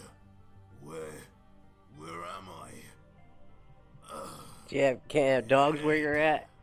Before Vegito then begins grabbing his throbbing head and That's usually the situation people run into. It's full of injuries. Landlords don't want dogs there. Fighting someone? I was. I got lucky. Kid. That god. My landlord's Son of my mine. That's cousin's husband. But Vegito, They're now like, denying yeah, sure, Zygo's have a link to dog. him and any associated guilt, would just look to the sky and think deeply. But besides These are my kiddos. looks I like can't what have kids Madara though. said was actually true. These are my kids. I There spoil seems them. to exist far more gods Don't than we? I had We ever get spoiled. anticipated. Every universe, every timeline is plagued by them in some way. Just as expected, even the timeline with that kid resulted in everyone being wiped out. It's just as I thought. These gods can never be trusted, and not one can be left alive. And with his thoughts complete, and vendetta against the gods stronger than ever, Vegeta would lift his hand, commenting ominously, "I need to No. find out Well. more about what Madara said. There must be If a I way ever to moved save out every and I was timeline single, and I would get a universe dog, yeah. from the rule of these monsters. I must learn I've ever since I moved out, that was the first thing I did. Well, I lived on my own for a while, and then once I got a house and got out of the apartment living, that was the first thing I did. My first dog. And finally, without any known distractions, Here. My first dog that I got was a beagle. My mom raised him. And I'm a Kansas City Chiefs fan. That kind of comes into play here. And one day, she had one of the dogs had a litter. And there are two white puppies. Two white beagles. And one of them had an arrowhead shaped spot on her top of her head. I said, "Mom, I'm stealing that fucking dog. I'm stealing that fucking dog right there. That's my dog." And that's how I got my first dog. These two, Nala, I saved her. Well, my friend saved her from a house. My roommate at the time saved her from some house. From his mom's neighbor was treating his dog really bad, and they didn't really want it, so my friend just took it one day because they were treating it bad and they didn't want it, which is funny because as soon as they went out and got another dog after that. But yeah, I saved her, and this one, my friend's dog had a litter, and he had to get rid of a bunch of puppies. So I decided to get my dog a friend. Right. So my first one that I just had her alone. She got so many anxiety issues. It's like she learned how to escape the house. Like she learned how to open windows. She would tear through every kennel I got her. She was a little Houdini. Fucking, I still have claw marks or bite marks on my window seals. There's like a little flap, you know, like the new ones, the new white ones. That little flap that you used to, yeah, it's all chewed up. She knocked out the siding of one of my air conditioners in the window, just clawed through it to get out of the house. And so the framing of the window, there's like all these fucking fucking bite marks all over it. She ruined most of my screens. Begin slowly walking to enter the portal to a totally new time. On every single window I ever had in any But house. just as he approaches, something catches his eye, as if traveling towards She's passed about 2 years ago. What the? And suddenly, within the She blink was of an eye, right 14. behind, a ball of what looks like concentrated destruction energy appears right behind the God Killer and ready to erase him. But of course, with the attack being noticed, Vegito's impressive speed allows him to dodge out of the way with ease as it lands on the ground and explodes vigorously. Huh? Now who dares attack me from behind? Come out, coward! Instantly triggering Vegito to turn around. I'm petting you. and lash out Jeez. in anger. Looks like I missed. But shockingly, as we finally see who the attacker is unexplainably Iwan, God of Destruction of Universe 1. For some reason, having returned alone despite running away earlier, and completely aware of the massive gulf of power difference between himself and the God Killer. I don't know if you can see that. What? You? That's my beagle I You've had. got to be kidding me! Even surprising Vegito too, as he slowly then descends back to the ground Alright. before standing to face off with the Destroyer, wondering if this was some kind of trick. But a smirk soon appears on the God Killer's face as he then stares at Iwan and lets out, "Unbelievable! You actually showed up all alone to challenge me, Destroyer? The overconfidence of you gods has reached an all-time high. This is basically a death wish, you know. Aye. I thought you last two runs were going to run and cling for the rest of your lives until I finally found you. I planned on taking you out later on, in fact. But sure, if you want to give me a little energy snack now, who am I to stop you?" Oh yeah. But a I don't know if you can hear me. Iwan, with his arm You're my behind him, 100th follower. cling to life. Don't. I've been at 90. I like. I didn't run from you, God Killer. I've been steadily growing, right? But then I hit 99.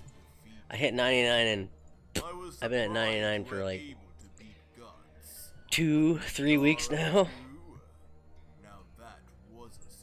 So yeah, congratulations. You're my 100th sub. Not sub. 100th follower. 100 sub would be awesome. Oh my god. I got a couple of subscribers. Suddenly, Iwan changes to what seems like an eccentric fighting position.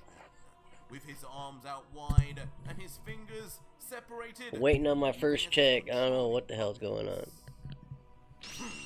They still haven't sent me it yet. Vegito watching on, After a year. amused with a smirk. After a whole year. Now, what kind of And the only reason I'm probably getting it is because of the new is that something you commercial ad revenue. really open, I hope you know. What are you trying to do over there? Fight me with your fingers? To which in response, Iwan's eyes suddenly turned from Yeah, relaxed congratulations. to far more You're my serious 100th follower. Blah, As his blah. eyelids crease in, he simply replies, "Fight with my fingers? How observant, God killer. Why don't you just find out for yourself, if you dare?" If you dare. And as if not being needed to be told twice ever, Vegeta would instantly bite onto Iwan's offer and rush him straight for the god of destruction. His arms folded as he does so, ultimate sign of disrespect.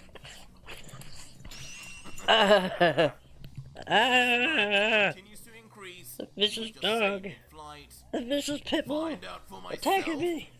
Oh my god. Think I am? We're getting this on camera. I'm about to find out what This is your gonna cancel me. tastes like. Showing me brutally being eaten alive. Ah. Speed leads him to appear right in front of Iwan, who still sports his intense look, for some reason, still not scared at all. But instantly, just as he does so and reach Iwan's vicinity, something is sensed by Vegito. A danger like no other. I've been steadily growing right throughout the year. And then I hit 99. And it stopped. I've been at 99 for about 3 weeks now. Begging everybody, like, come on! I want more! Just need one more! I'm over on YouTube too. I only need 8 more followers, and then I'll get 100. Which is still nothing. YouTube, they don't give you any fucking money until you hit 1,000 subscribers.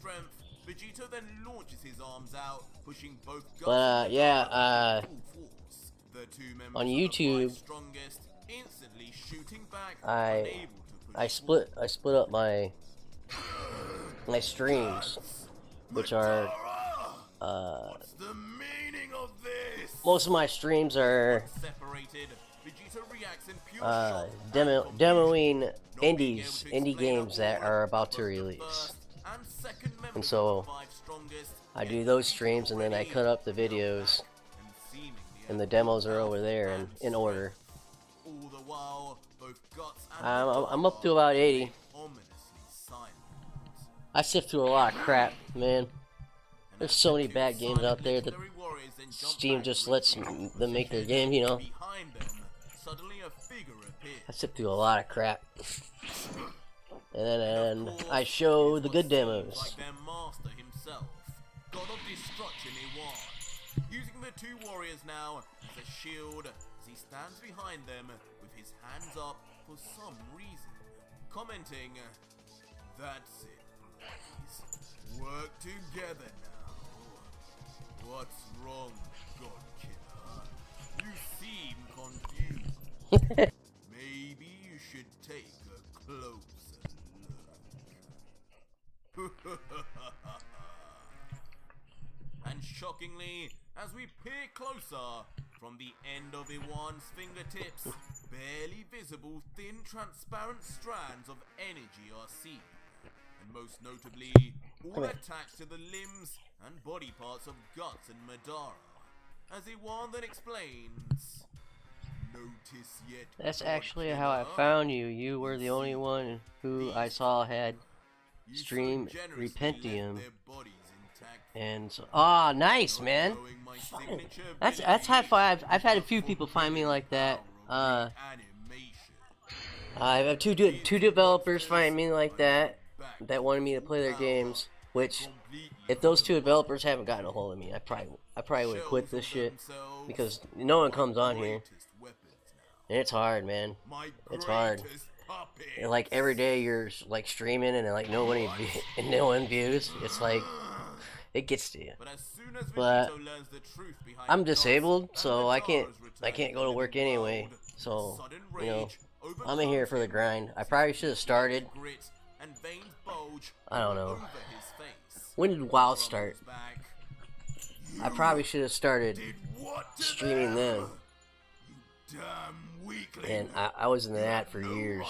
I probably could have had a decent following if I did that. But yeah. Hindsight's 2020.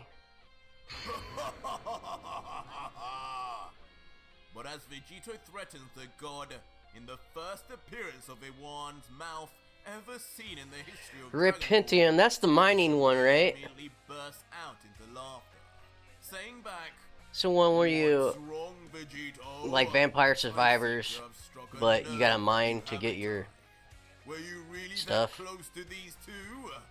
Funny, because it was you who killed them. Yeah. Which I think is a far I like that one. It was, you know, it's just different. Either way, A lot of clones are coming out.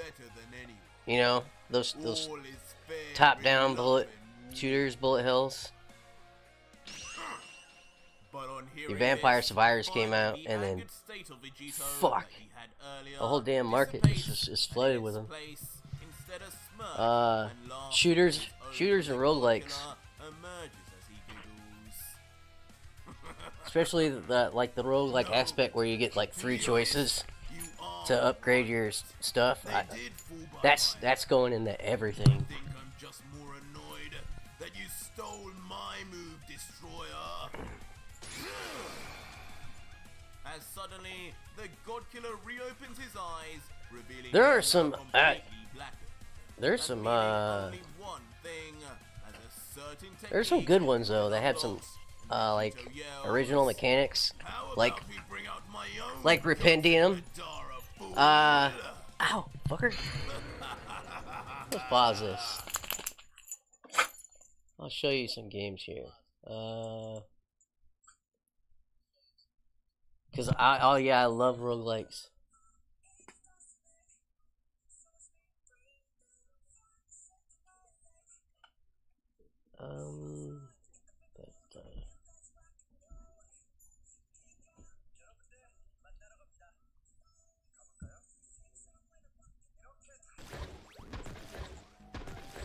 Yeah, it doesn't keep very far. This is one of the games that I'm gonna be demoing to get developer got a hold of me. It's not a roguelike. It's more Rogue Legacy-ish.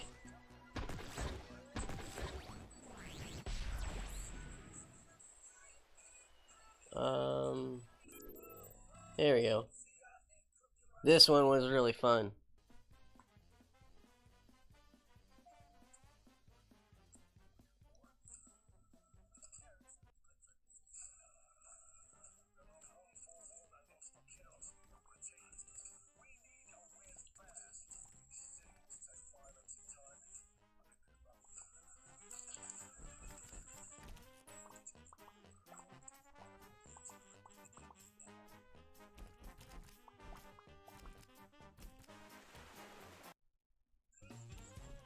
This is the boss.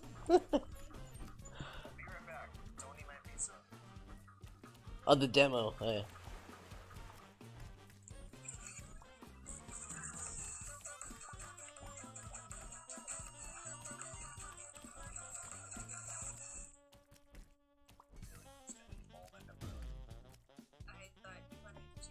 Yeah. And it shows you all your pictures. You paint a picture as you're playing, basically. I thought this was really cool.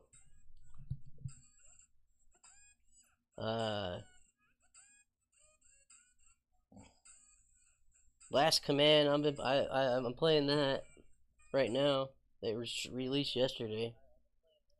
I went out and bought this. It's like a Snake. I don't know if you ever played Snake, but let's go to a boss here. Hello.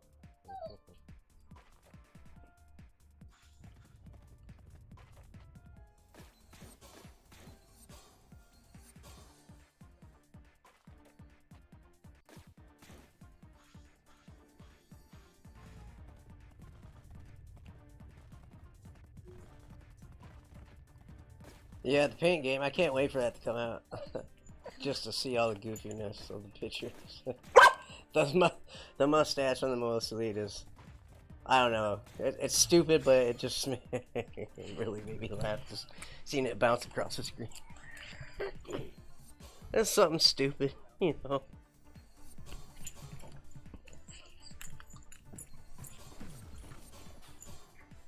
And this is addicting, this game. Shit. And there's all kinds of different modes for like difficulty. You can make it pretty much impossible on yourself if you want to. Damn! Woo! We should now computer program. What you got now?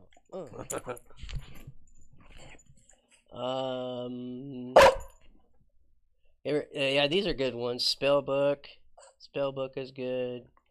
Fire's alright. Her name is Fire. Fire's alright. Cycle, that's another shooter, rogue like. This one's weird. Weird and very, very easy. Oh, Chess Survivors. This one was unique. I'm gonna show you all these unique games. I'm gonna try Brotato, but I can't use my card on the internet. Dude, the demo, bro. Go try a demo. It's still out, right? I know some things take them down. This was weird. It's like, so you get the other pieces to move like they do, I guess. And you're just moving away. I don't think you can actually take anything out.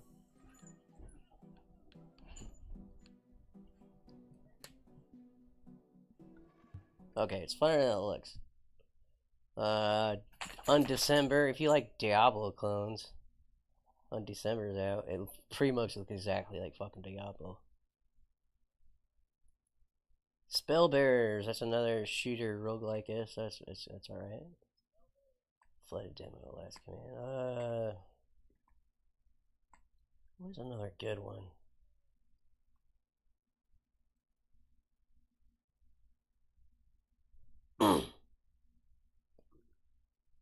Slay the Princess. It's a really good point and click. Brotato's not. Oh, they took the demo down. Did they?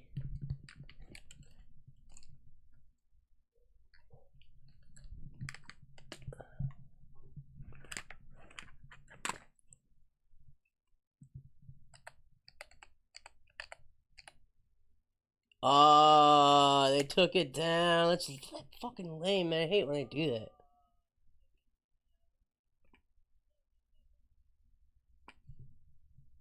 That's fuckery, man. That sucks.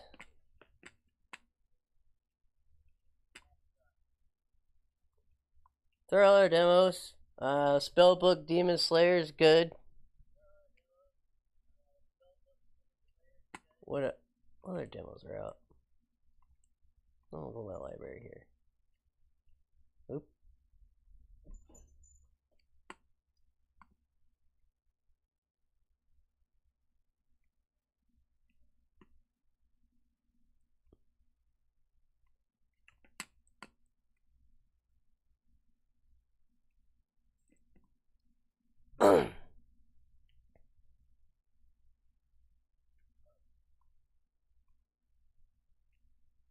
Fortnite. Fortnite is cool. Bone Razors, that's a demo.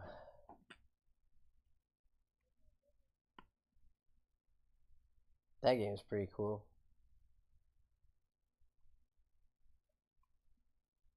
The game's pretty cool. That game's alright. Yeah, Nordic Ashes demo. That's a Brotato light game.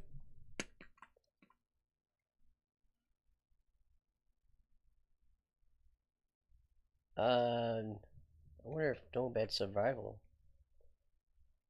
This demo's still out.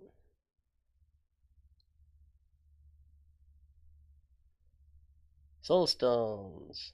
Womp womp womp.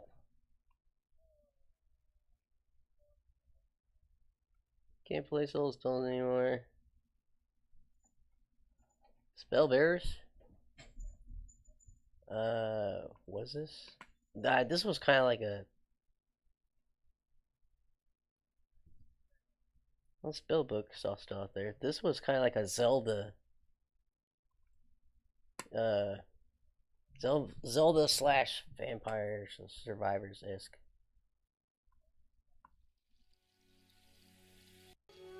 Tap.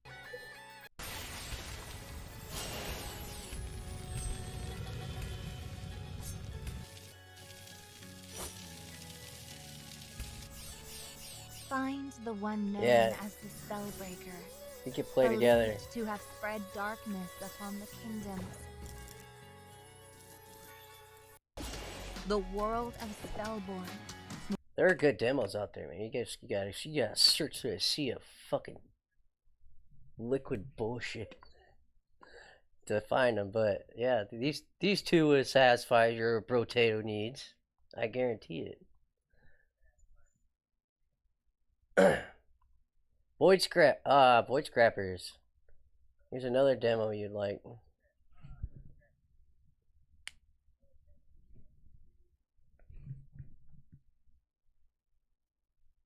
Let's go play a little Void Scrappers.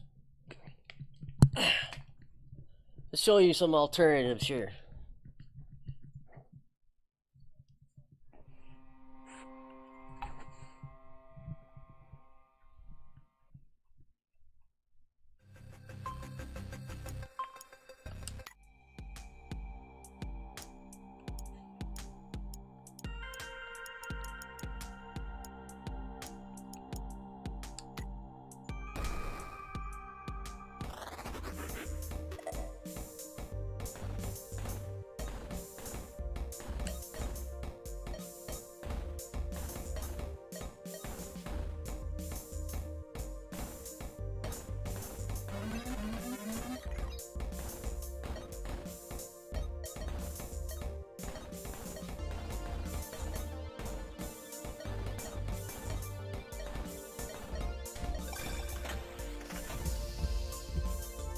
This one gives you a lot more space to work with. You're never stopping with this one. You're always go, go, go, go, go.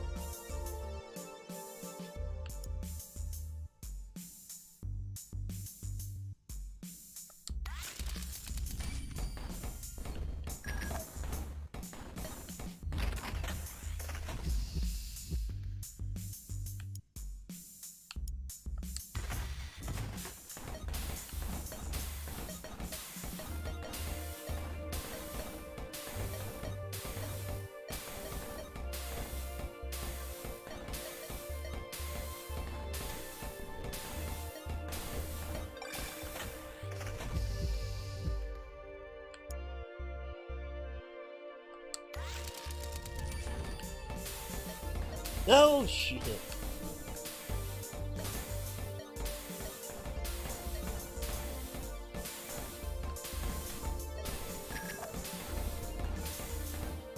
Why is it always shooting down? Oh, I can control it. No, I can't.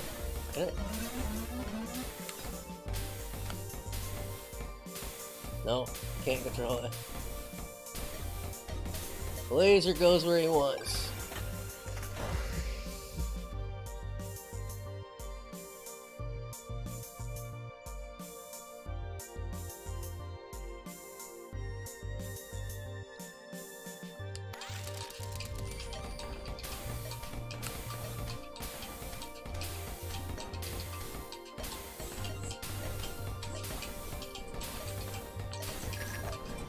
This laser's not consistent. Ah.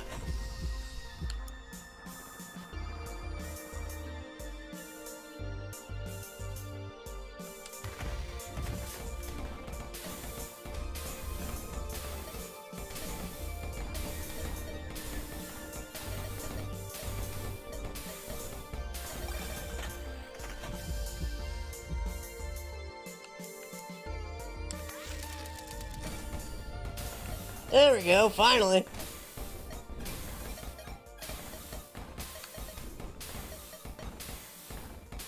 I need some health.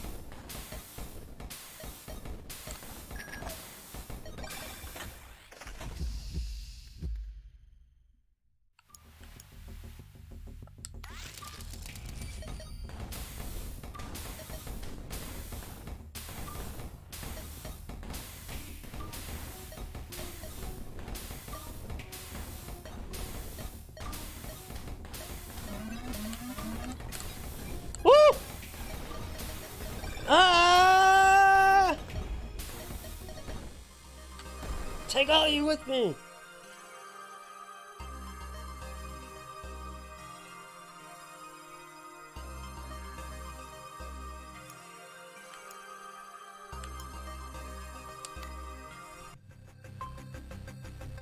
All right.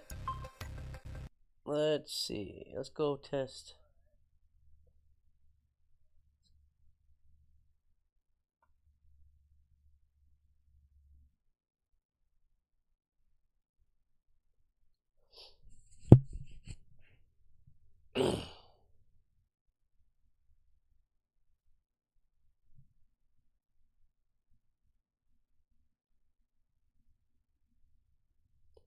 I think I had a bit one of my more fun with this one.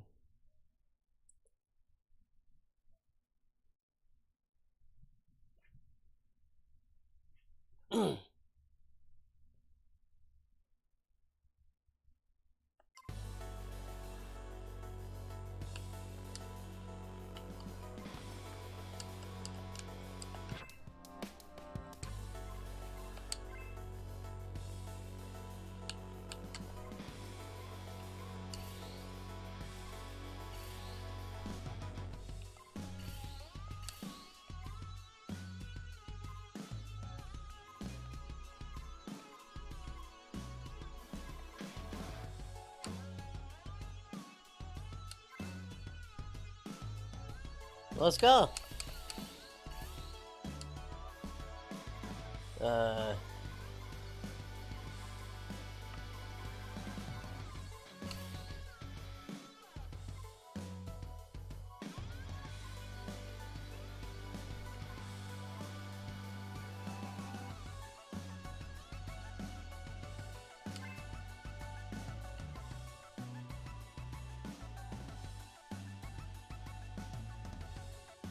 What the f is this?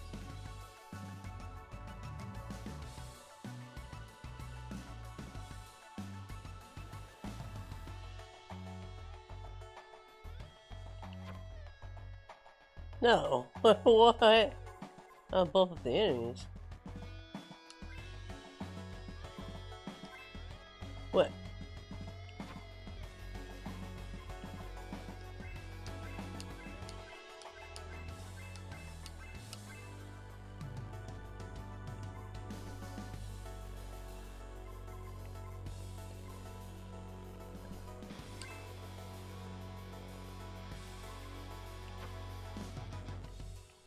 Oh. Man, that fucking UI is confusing as shit.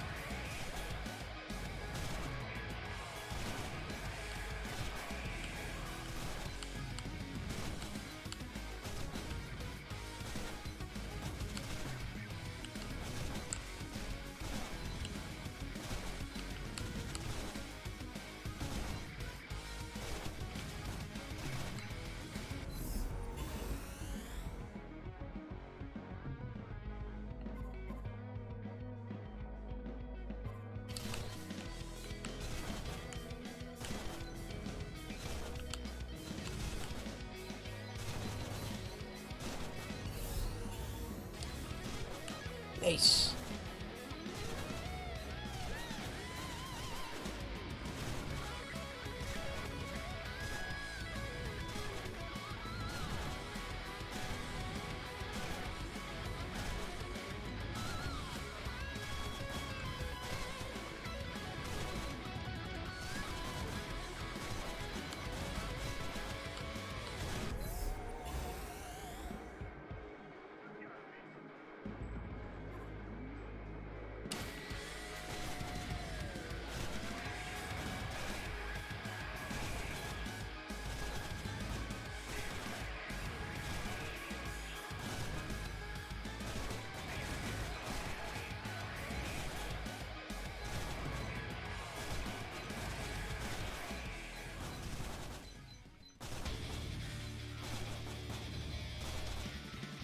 I definitely like the music.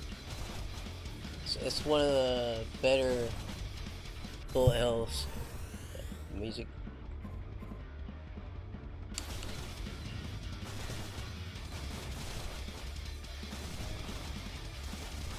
Come get it lit up. It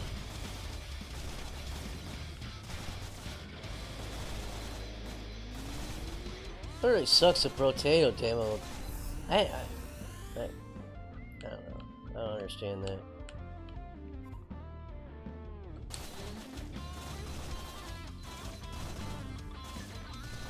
I would think it would make them more money to leave the demo out.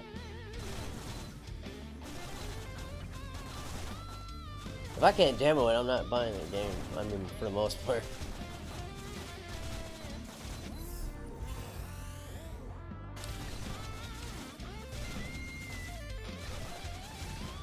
Maybe it makes some more money, I don't know. I'm nothing. I'm no dick about marketing. Oh!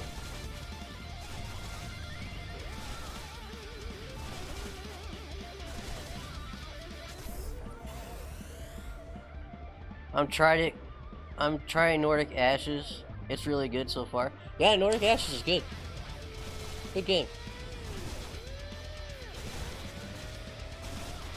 It's a nice change of pace having the tree, you know what I'm thinking, the skill tree.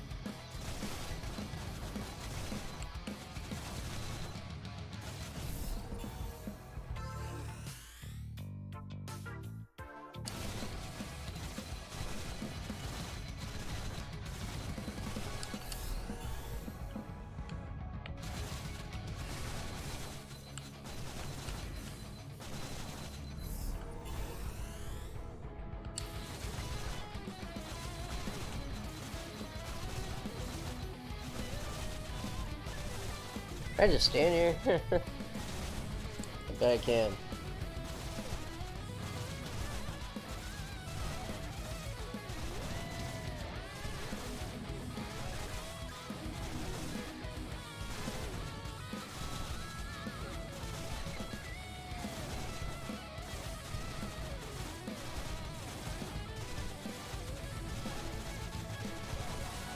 No!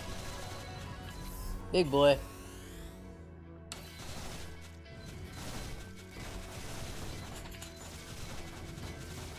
Oh, I'm dying.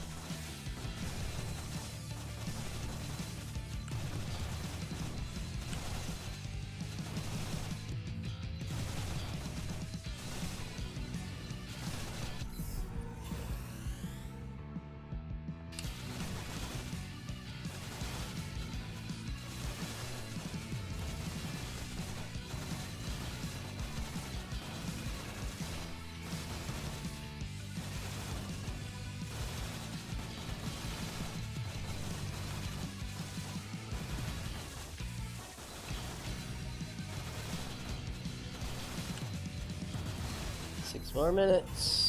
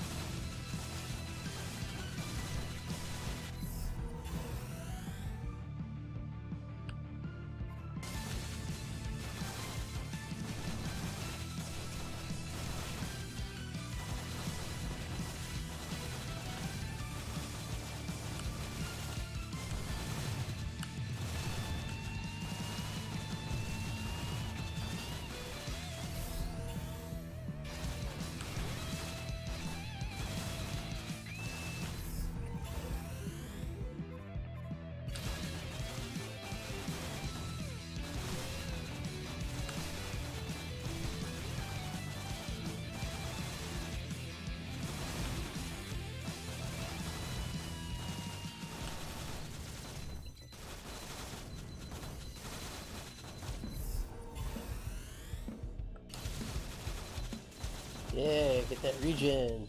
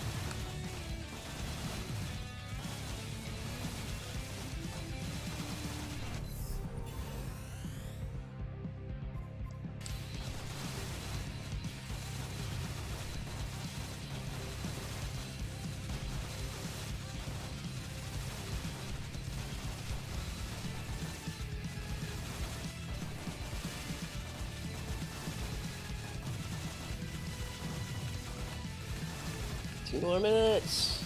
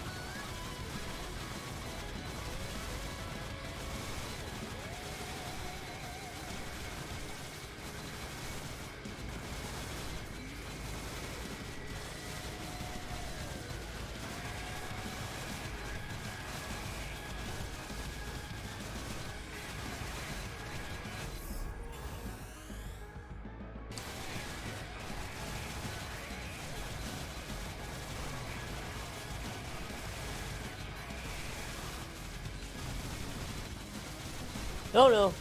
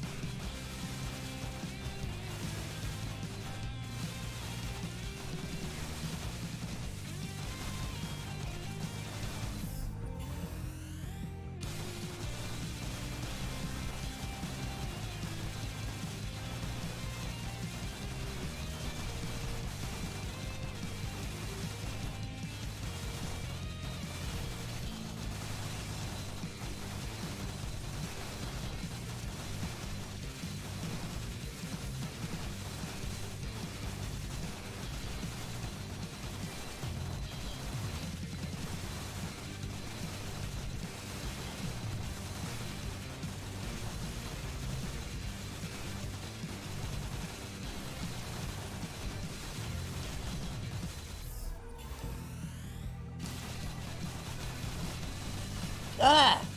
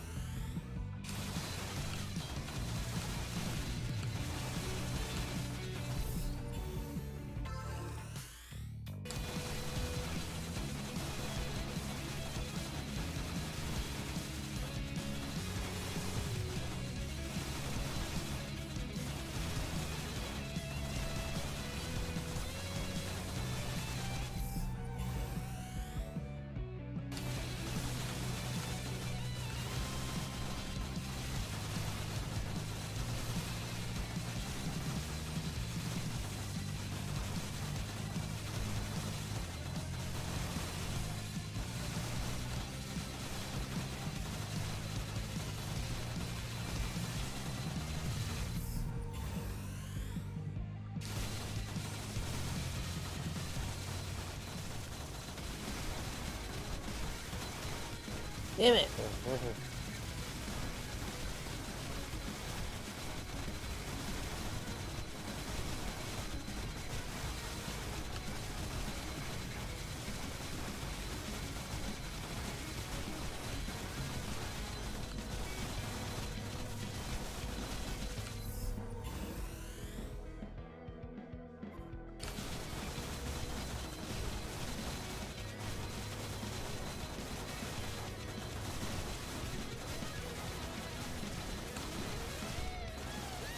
Oh.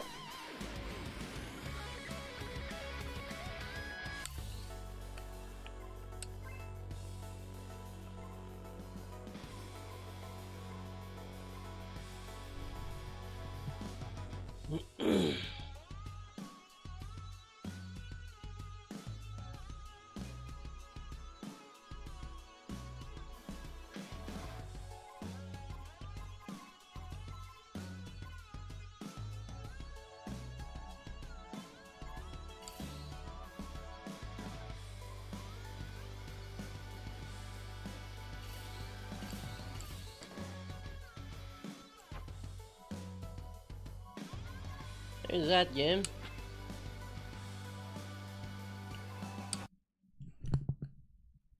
Hey!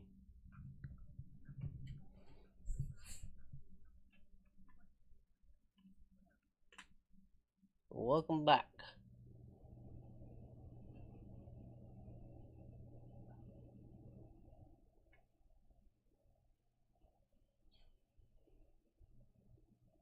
Let's play around a repetitive.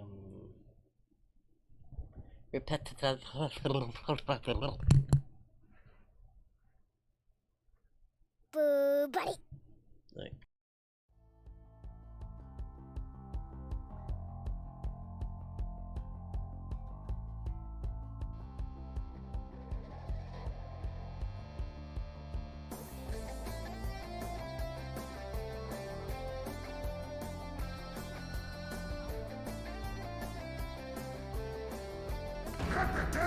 Out.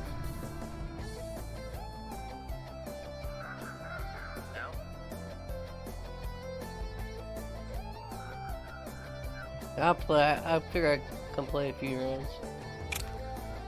I gotta do my dailies. Get ready. I like there's dailies. I like the Russian voice. Get ready. Fight.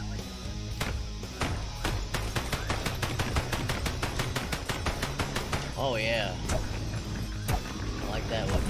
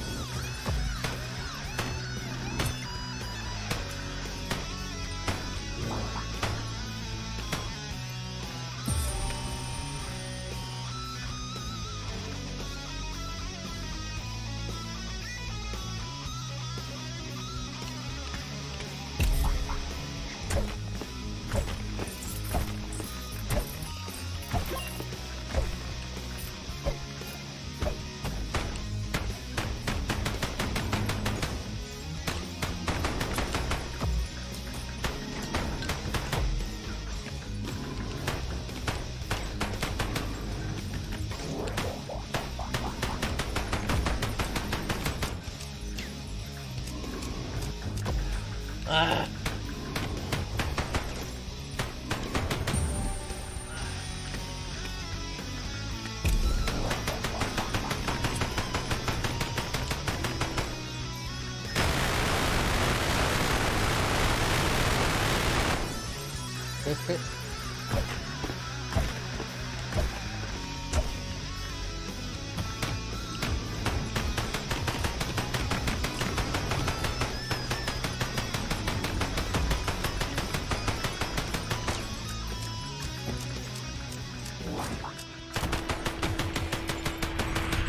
Oh, guy, this guy.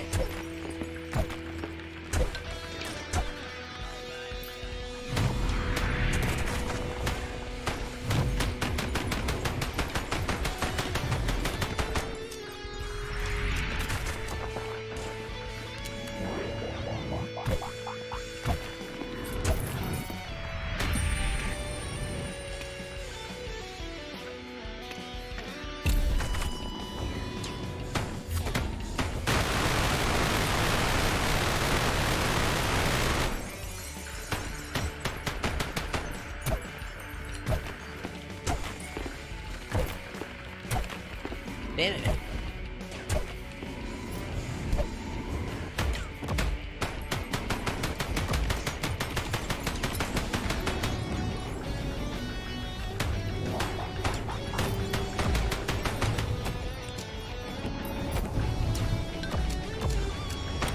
Ah!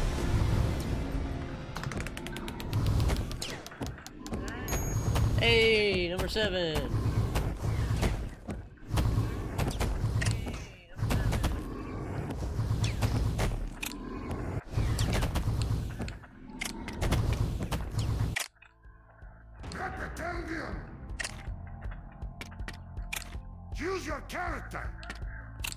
Choose a weapon.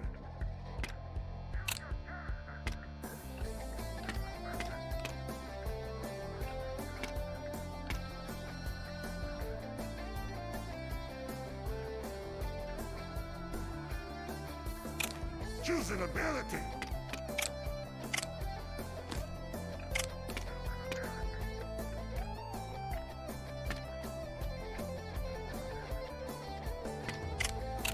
Get ready.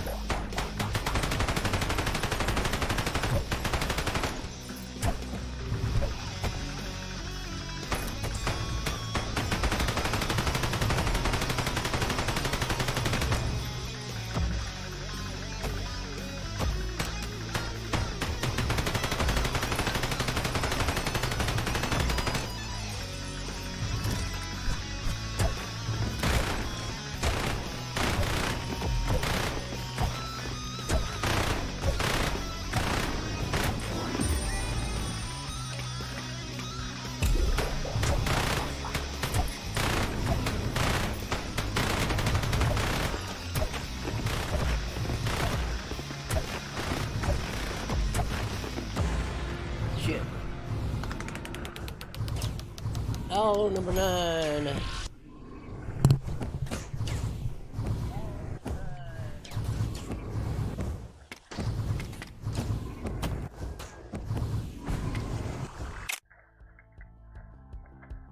Reptilian!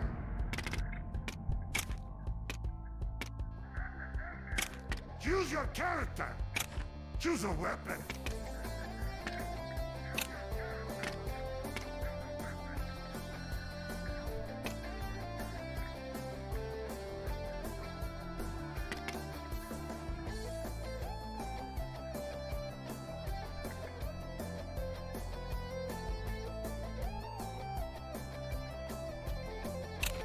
Choose an ability.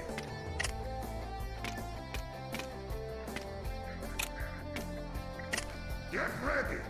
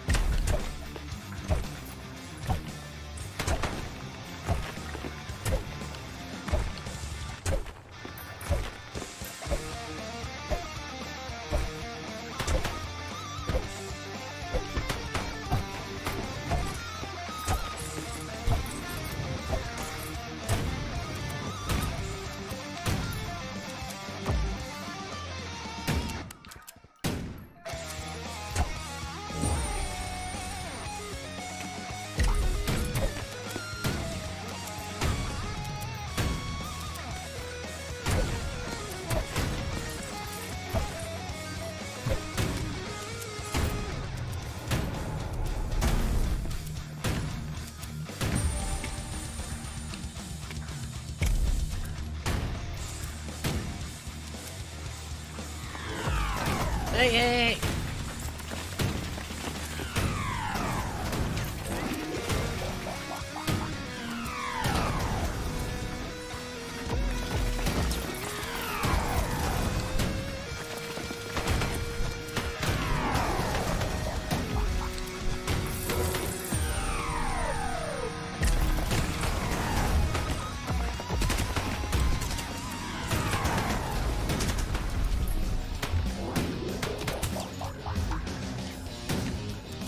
Come on, bring it.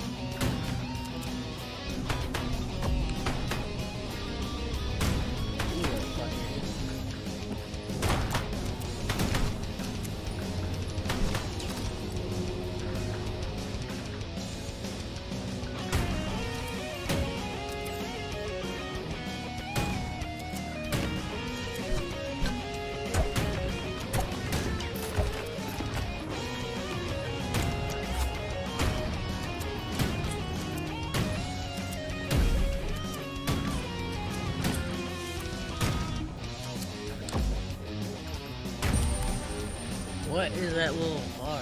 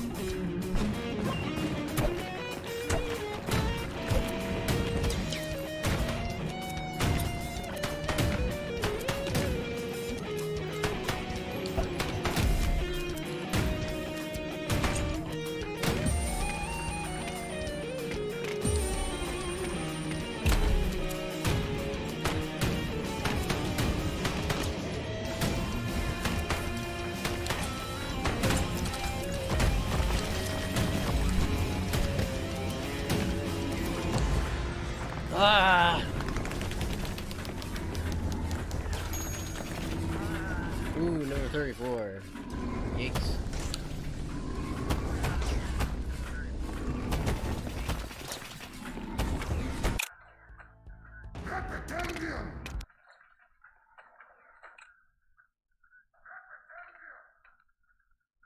Outcore. What's Outcore?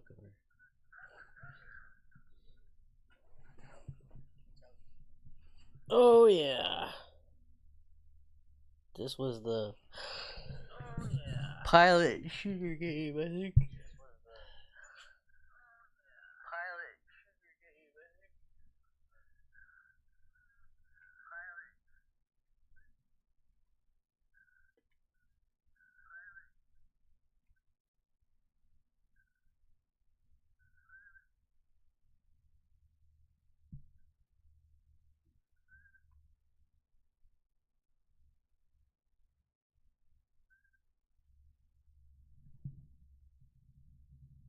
I might go to sleep. Yeah, I'm getting a bit tired here too. Shit.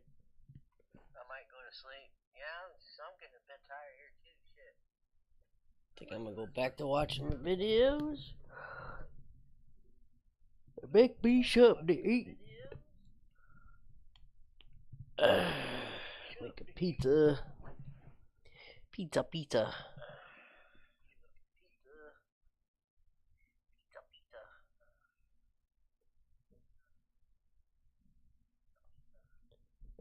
Game demo, yay. The latest free update to this awesome tactics deck builder title, adding a little spooky twist to this great game, making it even better.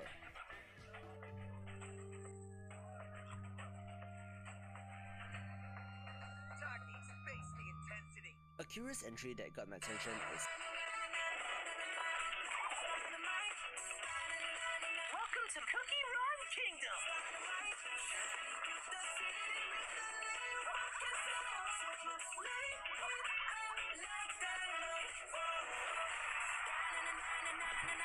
Let's get this party started!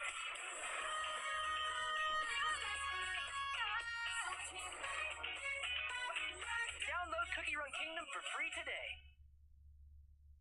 Learning happens as much outside as inside the classroom. At Northeast Iowa Community College, we'll take you further. Now with esports programs, we're competing with 148 other institutions with games like League of Legends, Overwatch, Madden, Call of Duty at both our Piazza and Kalmar campuses.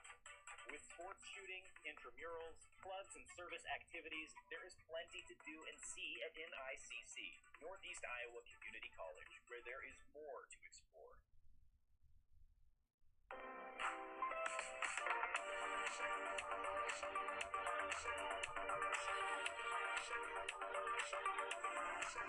This chair's a little...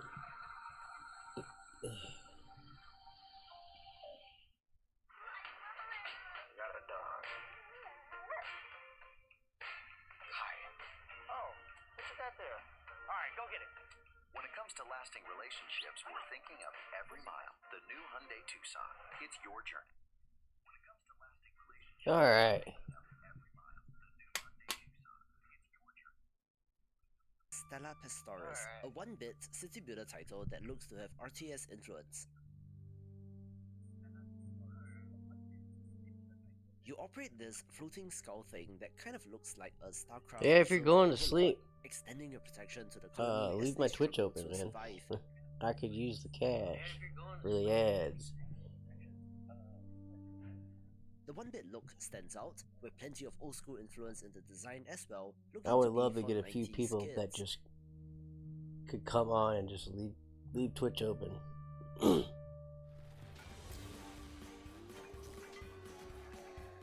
This video is brought to you by Rubber Bandit's Spooky Spree, a seasonal event for this wacky local multiplayer title that is just in time for Halloween, running from the 20th of October to the 10th of November. Critically, this adds 3 new permanent weapons in the Rope Gun, Pumpkin Grenade and Cursed Book, as well as spooky character skins and 3 new spooky levels, making it perfect for this time of year. Playing as criminals, it is all about trying to get as much cash as you can, where the physics-based action does lead to all sorts of hilarity. There are 8 different different game modes, co-op support, cross-play between different consoles, and even Steam Remote Play support, where one Steam copy allows up to 4 people to play together. Oh, that is At awesome. the low price of $3.99 or the regular price of $4.99, making it pretty affordable for a night of fun with friends. So get into the spirit of the season with this game. I have to go buy that game just to port it. All games should do that. No, you gotta go out and buy the game to be able to play together. No, actually you don't. You could make it. You could make it so.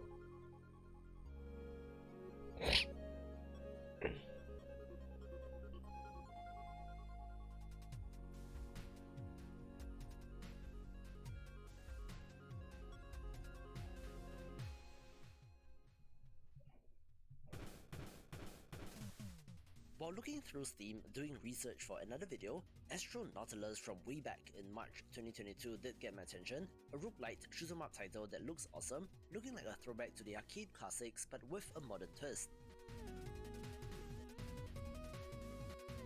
Looks In fact, fun. this does remind me of the awesome roguelite Monolith in many ways. Looks fun. Especially in the art and UI, where there are procedurally generated enemy waves and a whole bunch of in-run upgrades.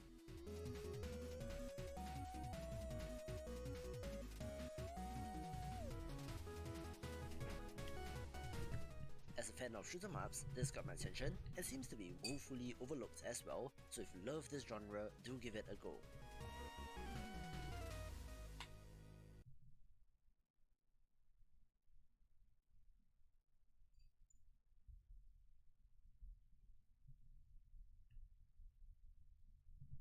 Let's see if it's up. The guy demo.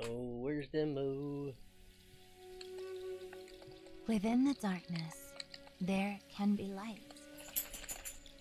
But within the light, darkness can also be found. The chosen few spellbearers are the lights who are blessed with unspeakable magical powers, tasked with the burden of risking their lives since birth for the greater good.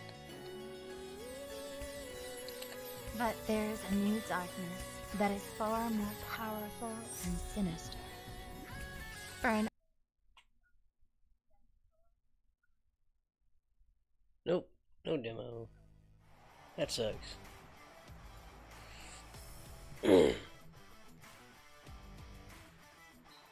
The developer of Pixel Cup Soccer Ultimate Edition did reach out to me, and as someone who grew up with games like FIFA 95, this certainly got my attention.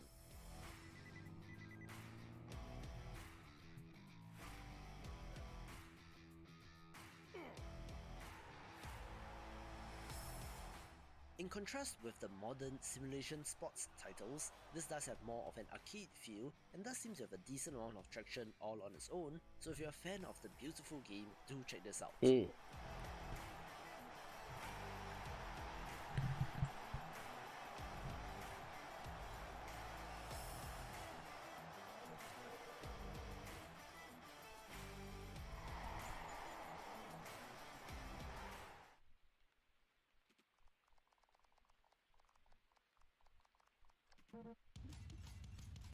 What the fuck?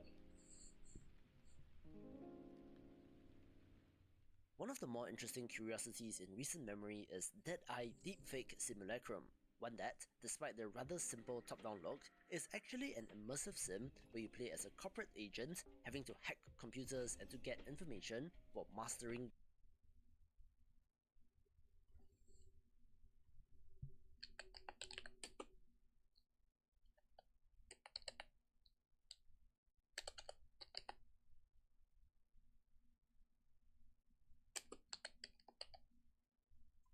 Yeah, demo.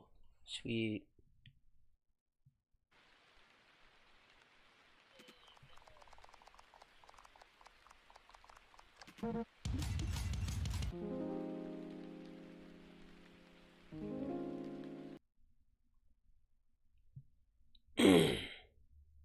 guns, time manipulation, and supernatural abilities as well.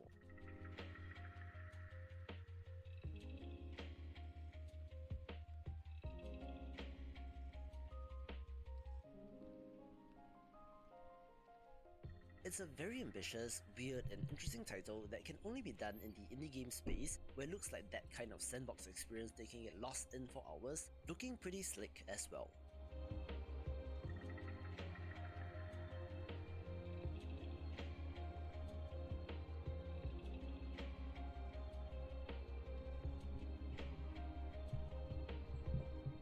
As a child, my parents would tell me stories of a land where every belly is full, every person is clothed, where peasants can become lords, a beacon of hope, culture, and art.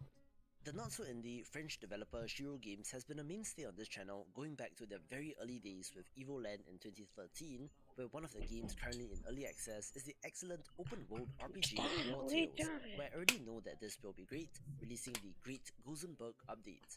This adds an entire new kingdom and the titular capital city of Gozenberg, filled with new quests and mysteries to uncover as you lead your band of mercenaries onwards to wealth and glory, being a huge content drop that makes this even better.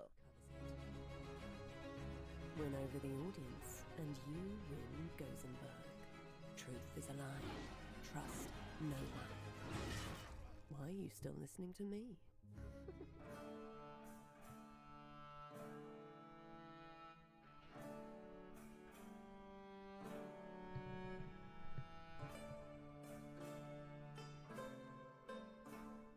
Speaking of medieval titles, Foundation is an excellent city builder that has been in early access since 2019, where the free-form building without a grid was one of the main draws, and how this has grown in the years since then, releasing the major update that brings it to version 1.9.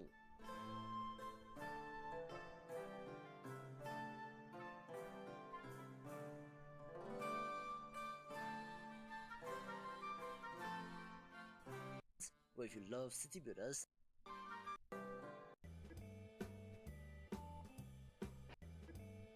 and setting as well, since it is set in the year 2130 on board a space station, continents and battling pirates and monsters is all in a day's work in Black Skylands, an open-world sandbox title which has impressed so far in early access, releasing the aerial update, which of course places an emphasis on the air combat between skyships with new weapons, enemies and better AI, where you can watch this video for more gorgeous pixel art.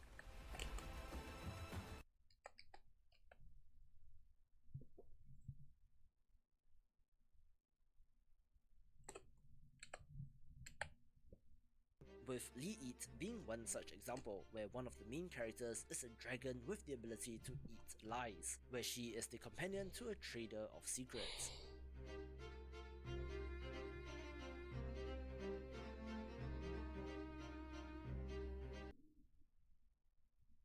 Hello Indie Game fan, this edition of new updates and releases air combat between skyships with new weapons, enemies and better AI, where you can watch this video for more gorgeous pixel art.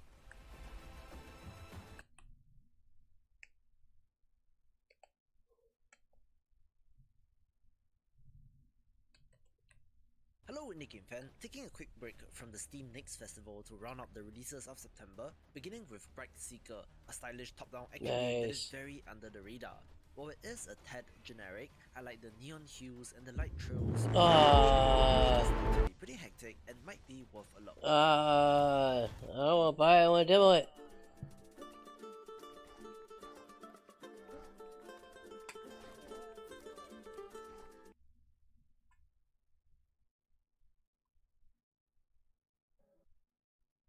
Hey guys, welcome back. So now we're jumping back into Thor. We've seen that.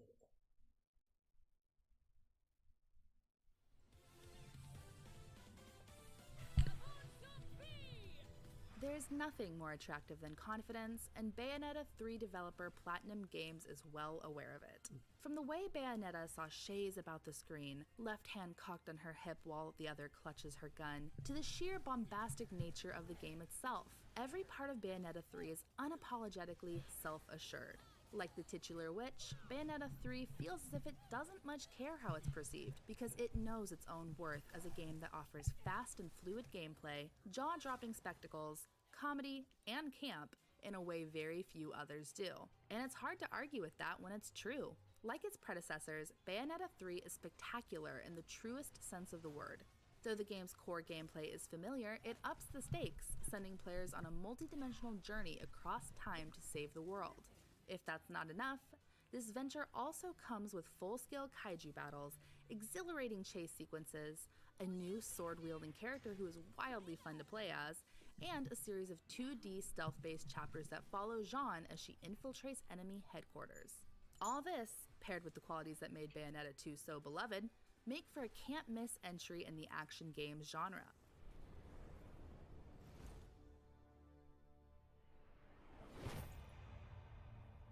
Bayonetta 3 begins with a bit more breathing room than its predecessors, but just barely. After introducing the concept of a multiverse filled with other Bayonettas, other genres, and the gut-sinking feeling that everything we do has been done before, it dives headfirst into action-packed gameplay. As a supernatural storm overtakes New York Good City, night. Bayonetta is forced to take on the Homunculus, Have a good one. a new enemy that are neither angel nor demon, and are hellbent on eradicating not only our Bayonetta's universe, but every universe and every version of Bayonetta imaginable. Naturally, it falls upon Bayonetta to put a stop to these plans. Carrying over from the previous games are the basic kick, punch, and shoot abilities, which can be linked together to form complex and visually delightful combos, as well as both torture attacks and climaxes for over-the-top flourishes. Bayonetta also still relies upon perfectly timed dodges to enter witch time, a state in which all enemies are slowed down to a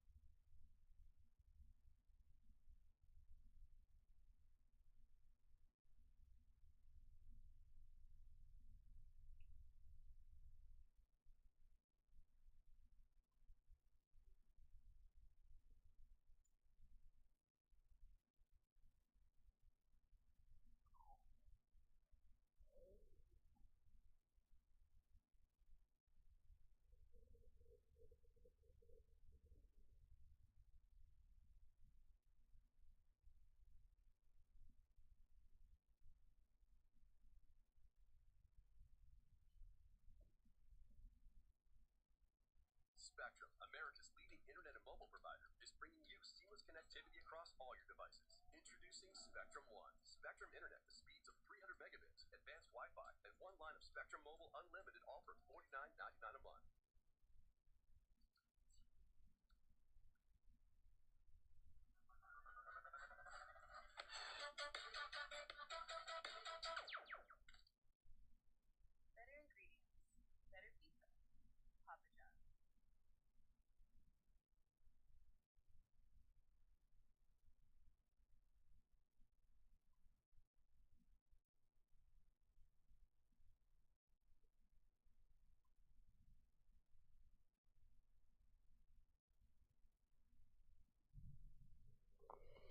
Alright. I think I'm going to close it out for now. Thanks for tuning in, you guys. I really appreciate your views. Really do. If you haven't already, subscribe, follow on my YouTube and Twitch and Rumble under King's Refuge. I really appreciate it. Thank you. I'm going to get up on it here. King's Refuge signing out. Deuces.